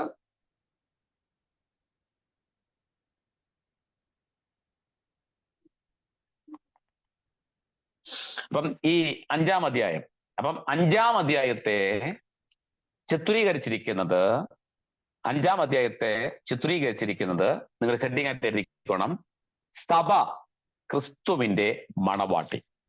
5-ാം അധ്യായത്തിൽ പറഞ്ഞിരിക്കുന്നത് എന്താണ്? സഭ ക്രിസ്തുവിന്റെ മണവാട്ടിയായിട്ടാണ് ഇവിടെ എന്ത് ചെയ്യുന്നത്? ചിത്രീകരിച്ചിരിക്കുന്നത്. സഭ ക്രിസ്തുവിന്റെ മണവാട്ടിയായി, എ ന്യൂ വാക്ക്, അതായത് ഒരു പുതിയ ചുവടുവെപ്പ് ഒരു പുതിയ കാൽവെപ്പ്. ആ കാൽവെപ്പ് എന്താണെന്ന് അറിയാമോ? സഭ ക്രിസ്തുവിന്റെ മണവാട്ടി എന്നുള്ള രീതിയിലാണ് 5-ാം അധ്യായം ക്രമീകരിച്ചിരിക്കുന്നത്. അപ്പൊ ഈ 5-ാം അധ്യായം കഴിഞ്ഞാൽ പിന്നെ ഒരൊറ്റ ചാപ്റ്ററും കൂടെ ഉള്ളൂ, 6-ാം അധ്യായം. അപ്പൊ 6-ാം അധ്യായം കഴിയുമ്പോൾ നമ്മുടെ എഫെസ്യർ ലേഖന പഠനം ഇവിടെ പര്യവസാനിക്കുകയാണ്. പ്രിയപ്പെട്ടവരെ, അതിൻ്റെതായ ഒരുക്കത്തോടുകൂടി പ്രാർത്ഥനയോടുകൂടി ദൈവമക്കൾ എന്ത് ചെയ്യണം? ഇരിക്കണമെന്ന് ദൈവനാമത്തിൽ ഓർപ്പിക്കുകയാണ്. അപ്പം സഭ 5-ാം അധ്യായം എന്താണ്? സഭ ക്രിസ്തുവിന്റെ മണവാട്ടി. അപ്പൊ സഭ ക്രിസ്തുവിന്റെ മണവാട്ടി എന്ന് പറയുമ്പോൾ ഒരു പുതിയ കാൽവെപ്പാണ്, ഒരു പുതിയ ചുവടുവെപ്പാണ്. എ ന്യൂ വാക്ക്, പുതിയതായിട്ടുള്ള ഒരു വാക്കാണ് നമുക്കിവിടെ കാണുവാൻ കഴിയുന്നത്. മനസ്സിലാകുന്നുണ്ടോ? അപ്പോ സഭയെ ദൈവം വെച്ചിരിക്കുന്നത്, സഭ ക്രിസ്തുവിന്റെ മണവാട്ടിയാണ്. അങ്ങനെയെങ്കിൽ ക്രിസ്തു മണവാളനാണ്, അല്ലെ? 10,000 പേരുകളിൽ പരമസുന്ദരനായ മണവാളൻ ഒരുവൻ മാത്രം, ഒരുവൻ മാത്രം. ഇപ്പോ ഈ അടുത്തിടെയായിട്ട് കുറെ ഡിവോഴ്സുകൾ നടക്കുന്നുണ്ട്. യേശു കർത്താവ് മടങ്ങി വരത്തില്ല, 70-ാമത്തെ AD 70-ൽ യേശു വന്നു എന്നും ഇനി യേശു വരുമെന്നും പറഞ്ഞ് ആരും കാത്തിരിക്കണ്ട എന്നുള്ള രീതിയിൽ ചില ക്ലാസ്സുകളൊക്കെ ഞാനിങ്ങനെ കേട്ടു. മനസ്സിലാകുന്നുണ്ടോ? ഒരു വ്യക്തി, അദ്ദേഹത്തിന്റെ പേര് ജോൺ ലോറൻസ് ആണെന്ന് തോന്നുന്നു. അങ്ങനെ കുറെ വ്യക്തികൾ അതിനകത്ത് ജോയിൻ ചെയ്തിട്ട് അവര് പറയുന്ന ഒരു പദം, ഒരു പഠിപ്പിക്കൽ, ഒരു ഫാസ്റ്റ് ഡോക്ട്രിൻ ആണെന്ന് തോന്നുന്നു. ഞാൻ കുറെ ക്ലാസ് കേട്ടപ്പോൾ കുറെ വചനങ്ങളെ ക്രോഡീകരിച്ച് കുറെ വചനങ്ങളെ എടുത്തു വെച്ചിട്ട് അവർ പറയുന്നത് യേശു അവന് രണ്ടാമതും പ്രത്യക്ഷനാകും എന്ന് പറഞ്ഞിരിക്കുന്നത് അത് എന്താണ്, ഏതാണ്? അപ്പം യേശു പ്രത്യക്ഷപ്പെട്ടു, യേശു പ്രത്യക്ഷനായി എന്നുള്ള രീതിയെ പറ്റി ഭയങ്കര ഡിബേറ്റ്സ് ഇപ്പൊ നടന്നുകൊണ്ടിരിക്കുകയാണ്. ആരും ചെന്ന് തല വെച്ച് കൊടുക്കരുത്. ഇന്നലകളിൽ നല്ല തലങ്ങളിൽ നിന്നവരൊക്കെ, ദൈവത്തിന് വേണ്ടി പ്രഘോഷിച്ചവരൊക്കെ ഇപ്പൊ അതിലേക്ക് വീണുകൊണ്ടിരിക്കുകയാണ്. ഒരു കാര്യം മനസ്സിലാക്കുക, നമ്മുടെ ഇന്നിന്റെ തലമുറകളെ വല്ലാത്ത രീതിയിൽ നശിപ്പിച്ചു കൊണ്ടിരിക്കുക, പ്രിയപ്പെട്ടവരെ, വല്ലാത്ത രീതിയിൽ മാറ്റിക്കൊണ്ടിരിക്കുക. അവർ പറയുന്ന പഠിപ്പിക്കൽ നിങ്ങൾ മനസ്സിലാക്കുക, യേശു ഇനി വരത്തില്ല. യേശു ഇനി രണ്ടാമത് യേശുവിനൊരു വരവില്ല, രഹസ്യ വരവില്ല, പരസ്യ വരവില്ല, ഒരു വരവും ഇല്ല. യേശു AD 70-ൽ യേശു വന്നു. അതിനുള്ള തെളിവുകൾ പുള്ളി നിരത്തി വെക്കുന്നുണ്ട് ബൈബിളിന്റെ അടിസ്ഥാനത്തിൽ. ഈ പുള്ളിക്ക് പ്രത്യേകിച്ച് കർത്താവ് എഴുതി കൊടുത്തതാണോന്നും എനിക്കറിയത്തില്ല. ഞാനും അതിനെന്താണെന്നുള്ള രീതിയിൽ ഞാനിങ്ങനെ പഠിച്ചുകൊണ്ടിരിക്കുകയാണ്. ഒരു കാര്യം മനസ്സിലാക്കുക, നല്ലവരുടെ മൗനമാണ് ഇങ്ങനെയുള്ളവരൊക്കെ കിടന്ന് വിളയാടിക്കൊണ്ടേയിരിക്കുന്നത്. പുള്ളി എൻ്റെ ആഹ്വാനം ചെയ്യുന്നു, ഞാനുമായിട്ട് ചർച്ച ചെയ്യാൻ പറയാൻ വരുന്നവരൊക്കെ വന്നോ, ഡിബേറ്റിന് വേണ്ടിയുള്ളവരൊക്കെ വന്നോ, ഞാൻ നിങ്ങളെ വെല്ലുവിളിക്കുന്നു എന്നൊക്കെ പുള്ളി പറഞ്ഞിരിക്കുന്നേ. മനസ്സിലാകുന്നുണ്ടോ? കാന്തയാകുന്ന മണവാട്ടി അല്ലെങ്കിൽ മണവാട്ടിയാകുന്ന സഭ, അവർ തന്നെ കാന്തനാകുന്ന മണവാളൻ, അങ്ങനെ ഒരു ലെവലില്ല, അവർ തലമൊന്നും ഇല്ല എന്നാണ് പുള്ളി സവിസ്താരം പുള്ളിയുടെ ആ ഒരു ഡിവേഴ്സിൽ പുള്ളി പറഞ്ഞിരിക്കുന്നത്. വ്യക്തമായിട്ട് ഒത്തിരി സമയങ്ങൾ എടുത്തിട്ട് പുള്ളി കളിയാക്കിക്കൊണ്ട്, പലരെയും കളിയാക്കിക്കൊണ്ടൊക്കെ സംസാരിക്കുന്നുണ്ട്. പെന്തക്കോസ്ത് കോളത്തെ, പെന്തക്കോസ്ത് പ്രസ്ഥാനങ്ങളെ, മറ്റു പല മേഖലകളെയും കളിയാക്കിക്കൊണ്ട് കാര്യങ്ങൾ പറയുന്നുണ്ട്. ഞാൻ മുൻകൂട്ടി ഓർപ്പിച്ചത് മാത്രമേ ഉള്ളൂ. നിങ്ങൾ എന്ത് ചെയ്യരുത്, അതിലൊന്നും പെട്ടു പോകരുത്. കാരണം കർത്താവ് പറയുന്നു, പൗലോസ്ലീഹ പറഞ്ഞൊരു വാചകമുണ്ട്, അങ്ങനെയുള്ള വാക്കുവാദങ്ങൾ നിങ്ങൾ എന്ത് ചെയ്യുക, ഒഴിഞ്ഞു നിൽക്കുക, നല്ലത് മുറുകെ പിടിക്കുക, എന്നിട്ട് ഒഴിഞ്ഞു നിൽക്കുക. മനസ്സിലാകുന്നുണ്ടോ? മനുഷ്യപുത്രൻ വരുമ്പോൾ വിശ്വാസം കണ്ടെത്തുമോ? മനുഷ്യപുത്രൻ വരുമ്പോൾ വിശ്വാസം കാണുമോ? പൗലോസ്ലീഹ തന്റെ അവസാന നിമിഷത്തിൽ എന്ത് പറഞ്ഞു? ഞാൻ നല്ല പോർ പൊരുതു. അടുത്ത എന്റെ പദം എനിക്ക് ഇഷ്ടപ്പെട്ട, വിശ്വാസം കാത്തു. ഏത് വിശ്വാസം? തനിക്ക് ക്രിസ്തുവിലുള്ള വിശ്വാസമല്ല, ക്രിസ്തുവിന് തന്നിലുള്ള വിശ്വാസം. Hello, praise the Lord. പൗലോസ്ലീഹയ്ക്ക് യേശുവിലുള്ള വിശ്വാസത്തെ കുറിച്ചല്ല അവിടെ പറഞ്ഞിരിക്കുന്നത്, മറിച്ച് യേശുവിന് പൗലോസ്ലീഹയോട് ഒരു വിശ്വാസം ഉണ്ടായിരുന്നു, അത് കാത്തു. അത് നമ്മൾ കാക്കണം. ദൈവത്തിന് നമ്മുടെ ഒരു വിശ്വാസമുണ്ട്, ആ വിശ്വാസം നമ്മൾ കാത്തേ മതിയാകത്തുള്ളൂ. സ്തോത്രം. ഇയ്യോബിന്റെ ജീവിതത്തിൽ പ്രതികൂലങ്ങളൊക്കെ ഇടുന്ന സമയം, ഇയ്യോബിന്റെ ജീവിതത്തിൽ പ്രതിസന്ധികളൊക്കെ ഇടുന്ന സമയം ദൈവത്തിന് നല്ലൊരു ഉറപ്പുണ്ടായിരുന്നു, അവൻ എന്റെ വിശ്വാസം കാക്കുമെന്ന്. കാത്തില്ലേ? 10 മക്കൾ ഒത്തുചത്തു, ആ പേര് വിളിച്ചു പിശാച്. വിശ്വാസം കാത്തില്ലേ? ദൈവത്തിന്റെ മുഖത്തേക്ക് വല്ലതും പറഞ്ഞോ? ഇല്ല. അവസാനം ദൈവയുടെ സ്വത്തും മൊത്തവും പിടിച്ചെടുത്തോണ്ട് പോയി, ആ പേര് വിളിച്ചു കൊടുത്തു. എന്നിട്ടും പുള്ളിക്കാരൻ എഴുന്നേറ്റ് കർത്താവിനൊരു വാക്കുപോലും പറഞ്ഞില്ല. 3, തന്റെ ശരീരം മൊത്തത്തിൽ വ്രണങ്ങളാൽ ബാധിക്കപ്പെട്ടു, വല്ലതും പറഞ്ഞോ ആ മനുഷ്യൻ? ഒന്നും പറഞ്ഞില്ല. സ്വന്തം ഭാര്യ എതിരായിട്ട് നിന്നുകൊണ്ട് മുഖത്ത് നോക്കി പറഞ്ഞു, ചത്ത് കള എന്ന് പറഞ്ഞു. എന്നിട്ടും ആ മനുഷ്യൻ വല്ലതും പറഞ്ഞു? ഇല്ല. വചനം പറയുന്നു, ഇതിൽ പോലും എന്ത് പറഞ്ഞില്ല? ഇയ്യോബ് ദൈവത്തിനെതിരായിട്ട് ഒരു വാക്കുപോലും ഉച്ചരിച്ചില്ല, അഥവാ വിശ്വാസം കാത്തു. Price the Lord. അപ്പം ദൈവത്തിന് ഇയ്യോബിന്റെ മേലൊരു വിശ്വാസം ഉണ്ടായിരുന്നു. ആ വിശ്വാസം ആര് കാത്തു? ഇയ്യോബ് കാത്തു, പ്രിയപ്പെട്ടവരെ. പക്ഷേ പുതിയ നിയമത്തിൽ വരുമ്പോ പത്രോസിന്റെ മുഖത്ത് നോക്കി കർത്താവ് പറയുന്ന ഒരു കാര്യമുണ്ട്. ശീമോനെ, ശീമോനെ, സാത്താൻ നിന്നെ ഗോതമ്പ് പാറ്റുന്നത് പോലെ പാറ്റിക്കളയുവാൻ എന്നോട് എന്ത് ചെയ്തു? അനുവാദം ചോദിച്ചു. ഞാനോ നിന്റെ വിശ്വാസം പോയി പോകാതിരിക്കേണ്ട ദൈവത്തോട് അപേക്ഷിച്ചു എന്ന് പറഞ്ഞു കഴിഞ്ഞാൽ ഞാൻ വിട്ടുകൊടുത്തില്ല എന്ന്. ഇയ്യോബിനെ വിട്ടുകൊടുത്ത ദൈവം, ഇയ്യോബിനെ പിശാചിന് വിട്ടുകൊടുത്ത ദൈവം പത്രോസിനെ പിശാചിന് വിട്ടുകൊടുത്തില്ല. കൊടുത്തോ? കൊടുത്തില്ല. രണ്ടും തമ്മിലുള്ള വ്യത്യാസം കണ്ടോ? പത്രോസിന് വിട്ടുകൊടുത്തിരുന്നുവെങ്കിൽ വിശ്വാസം അവൻ കാക്കത്തില്ല. ഇയ്യോബിനെ വിട്ടുകൊടുത്തപ്പോൾ അവൻ വിശ്വാസം കാത്തു. ദൈവത്തിന് ഇയ്യോബിന്റെ മേലൊരു വിശ്വാസം ഉണ്ടായിരുന്നു, അത് കാത്തു. പ്രിയപ്പെട്ടവരെ, ക്രിസ്തുവിൽ വീണ്ടും ജന്മം പ്രാപിച്ച ദൈവമക്കളെ, നമ്മളിൽ ദൈവത്തിനൊരു വിശ്വാസമുണ്ട്. എന്തെല്ലാം വന്നാലും, പ്രതികൂലങ്ങൾ വന്നോട്ടെ, പ്രതിസന്ധികൾ വന്നോട്ടെ, കഷ്ടത വന്നോട്ടെ, പട്ടിണി വന്നോട്ടെ, നഗ്നത വന്നോട്ടെ, എല്ലാം വന്നോട്ടെ, എങ്കിലും നോ ടേണിംഗ് ബാക്ക്, ക്രിസ്തുവിനെ വിട്ട് പിന്നോട്ട് പോകുന്ന ഒരു കാര്യമില്ല എന്നുള്ള ഒരു വിശ്വാസം തമ്പുരാന് നമ്മനെ മേൽ ഉണ്ടാകണം അവസാനം വരെ. അങ്ങനെയുള്ളവർ പറയണം, എന്താണ്? വിശ്വാസം കാത്തു. അല്ലാത്തവർക്ക് എഴുതി വെക്കാനുള്ളത് അല്ല ഈ പദം. പൗലോസ് അവസാന നിമിഷം പറയുന്നു, ഞാൻ എന്റെ മേൽ ദൈവത്തിനുണ്ടായിരുന്ന, എന്റെ മേലെ എന്റെ യേശു കർത്താവിനുണ്ടായിരുന്ന വിശ്വാസം ഞാൻ ഇതുവരെയും കാത്തു സൂക്ഷിച്ചു. Praise God. അപ്പോ നമ്മുടെ വിശ്വാസം പോയി പോകരുത് പ്രിയപ്പെട്ടവരെ, കാത്തോണം. ഇങ്ങനെയുള്ള ദുരുപദേശങ്ങളൊക്കെ കേൾക്കുമ്പോൾ, ഇങ്ങനെയുള്ള വാക്കുകളൊക്കെ കേൾക്കുമ്പോൾ കാത്തോണം. യേശു 70 വന്നു, പോയി. വല്ലവരും അറിഞ്ഞോ? യേശു 70 വന്നിട്ട് പോയി. ചരിത്ര താളുകളിൽ കുറെ കാര്യങ്ങളൊക്കെ പറഞ്ഞുകൊണ്ടാണ് അദ്ദേഹം പറയുന്നത്. ഇപ്പൊ സഭയില്ല, മണവാട്ടിയില്ല, വേണമെങ്കിൽ മരിച്ചവരാരും പുറത്തു വരുന്നില്ലല്ലോ. പുള്ളിയുടെ വാക്കതാണ്. എല്ലാരും മരിച്ചുപോയി. ആ മരിച്ചു പോകുന്നവർ അങ്ങോട്ട് പോകുന്നു, ഇങ്ങോട്ട് പോകുന്നുണ്ട്. സ്തോത്രം. മരിച്ചവർ ഉയർക്കുന്നില്ല എങ്കിൽ എന്റെ വിശ്വാസം വ്യർത്ഥം എന്നാണ് ആര് പറഞ്ഞത്? പൗലോസ്ലീഹ പറഞ്ഞത്. നീയോ ദാനിയേലേ പോയിക്കൊള്ളുക, കാലാവസാനത്തിങ്കൽ എന്റെ ഓഹരി പ്രാപിപ്പാൻ നീ എഴുന്നേറ്റ് വരും. അല്ലേ? ഇതിനെല്ലാം പുള്ളി ക്രോഡീകരിച്ചിട്ട് വേറെ എന്തൊക്കെയോ, എനിക്കറിയത്തില്ല, ഇനി ആരെങ്കിലും പൈസ കൊടുത്തുകൊണ്ട് ഇരുത്തിയിരിക്കുകയാണോ എന്തൊക്കെയാണോ എനിക്കറിയത്തില്ല. അങ്ങനെയുള്ള തരത്തിലേക്ക് നമ്മുടെ തലമുറകൾ ചെന്നെത്തല്ലേ പ്രിയപ്പെട്ടവരെ? അല്ലേ? വിശ്വാസത്യാഗം സംഭവിക്കേണ്ട മേഖലകൾ നമ്മുടെ, ഞാൻ എപ്പോഴും പറയുന്നൊരു കാര്യമുണ്ട്, പിശാച് എഴുന്നേൽക്കുന്നത് പുറത്തുനിന്നല്ല, പിശാച് എഴുന്നേൽക്കുന്നത് അകത്ത് നിന്ന്. മനസ്സിലാവുന്നുണ്ടോ? പിശാച് ഒരിക്കലും പുറത്തുനിന്ന് എഴുന്നേൽക്കത്തില്ല. നമ്മുടെയൊക്കെ ചിന്ത, പിശാച് എന്ത് ചെയ്യും? പുറത്തുനിന്ന് ഇങ്ങനെ കയറി വന്നിട്ട് ഇങ്ങനെ ദൂരെ ഇങ്ങനെ വന്ന് പിശാച് അങ്ങ് മൂടി നമ്മളെ അങ്ങ് തകർക്കുന്നു. No, never. അവൻ പുറത്തുനിന്നല്ല അവൻ അകത്ത് കയറി ആക്രമിക്കുന്നത്, അകത്തുനിന്നാ പുറത്തോട്ട് പോകുന്നത്. അതിന് നമ്മളെ ഉള്ള ആൾക്കാരെയൊക്കെ കയ്യിലെടുക്കും. നമ്മൾ ഈ വലിയ കൃപയുള്ളവരെയൊക്കെ കയ്യിലെടുക്കും. നമ്മളിലുള്ള എല്ലാ വ്യക്തികളെയും കാര്യത്തിലെടുക്കും. എന്നിട്ട് അവൻ അതുവഴി എന്ത് ചെയ്യും? ശക്തമായിട്ട് ഉപയോഗിക്കും. എന്നെ കേൾക്കുന്ന പ്രിയപ്പെട്ടവരെ, നമ്മളിവിടെ പഠിക്കുന്ന എഫെസ്യർ ലേഖനം 5-ാം അധ്യായം ക്രിസ്തുവിന്റെ എന്താണ്? മണവാട്ടിയെ കുറിക്കുന്നതാണ്.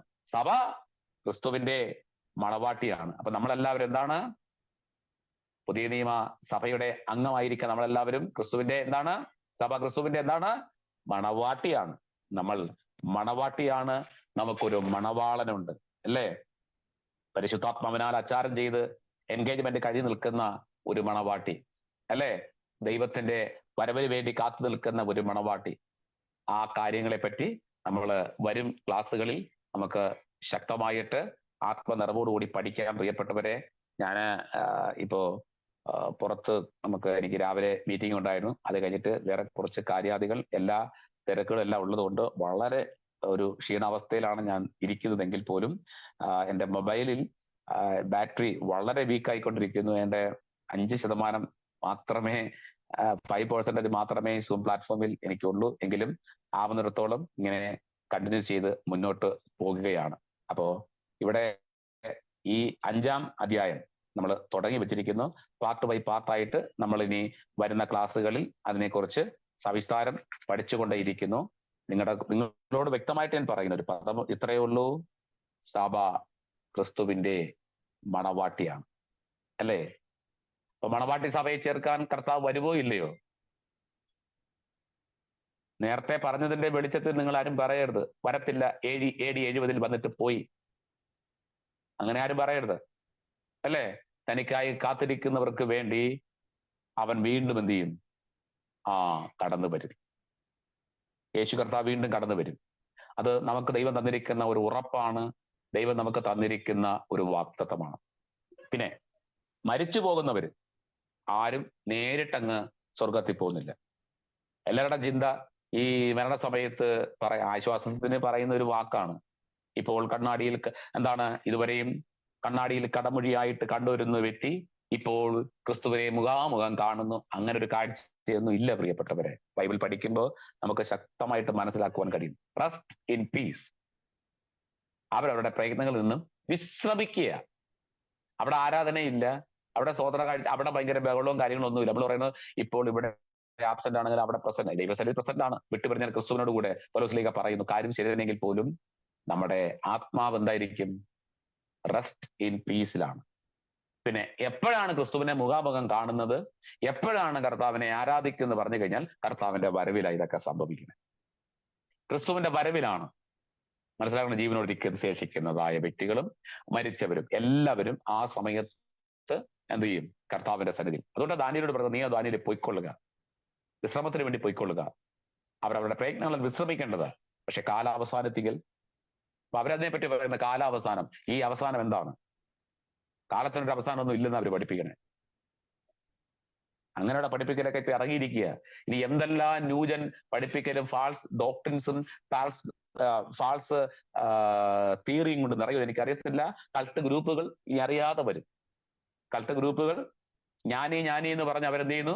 പോഷന്മാരായിപ്പോയി എന്ന് പറയുന്ന പോലെ ജ്ഞാനത്തിൽ പലതും പറഞ്ഞെടുത്തു വരാൻ സാധ്യതകളുണ്ട്. അതുകൊണ്ട് പ്രിയപ്പെട്ടവരെ, അതിലൊന്നും മുങ്ങിപ്പോകരുത്, അതിലൊന്നും വീണു പോകരുത്. അങ്ങനെയുള്ള വാക്കുകളിൽ നിന്ന് നിങ്ങൾ ഒഴിഞ്ഞിരിക്കുക. നമ്മൾ ക്രിസ്തുവിന്റെ സഭയാകുന്ന മണവാട്ടിയാണ്. അപ്പൊ നമുക്കൊരു മണവാളനുണ്ട്. ആ മണവാളനെ ചേർപ്പാൻ, ആ മണവാളൻ ഈ മണവാട്ടിയെ ചേർപ്പാൻ കാലതാമസിയെ വേഗത്തിൽ വരും. അത് നമ്മുടെ ഉറപ്പാണ്, നമ്മുടെ പ്രത്യാശയാണ്. അതിനുവേണ്ടി കർത്താവ് ഒരുക്കട്ടെ എ ന്യൂ വാക്ക്, ഒരു പുതിയ ചുവടുവെപ്പിലേക്ക്, ഒരു പുതിയ കാൽവെപ്പിലേക്ക് നമ്മളെ ദൈവം കൊണ്ടെത്തിക്കട്ടെ. 5-ാം അധ്യായം വരുന്ന ക്ലാസ്സുകളിൽ നമുക്ക് പഠിക്കാം. അതിനുവേണ്ടി കർത്താവ് നമ്മളെ ഒരുക്കട്ടെ എന്ന് പറഞ്ഞുകൊണ്ട് എൻ്റെ വാക്കുകൾക്ക് ഞാൻ വിരാമം കുറിക്കുന്നു. ഇത്രയും സമയം ഈ ക്ലാസ്സിൽ അറ്റൻഡ് ചെയ്ത എൻ്റെ എല്ലാ പ്രിയപ്പെട്ടവരുള്ള വിശേഷ നന്ദി വന്ദനത്തെ അറിയിക്കുന്നു. God bless you all in Jesus' name. Over to Chairman.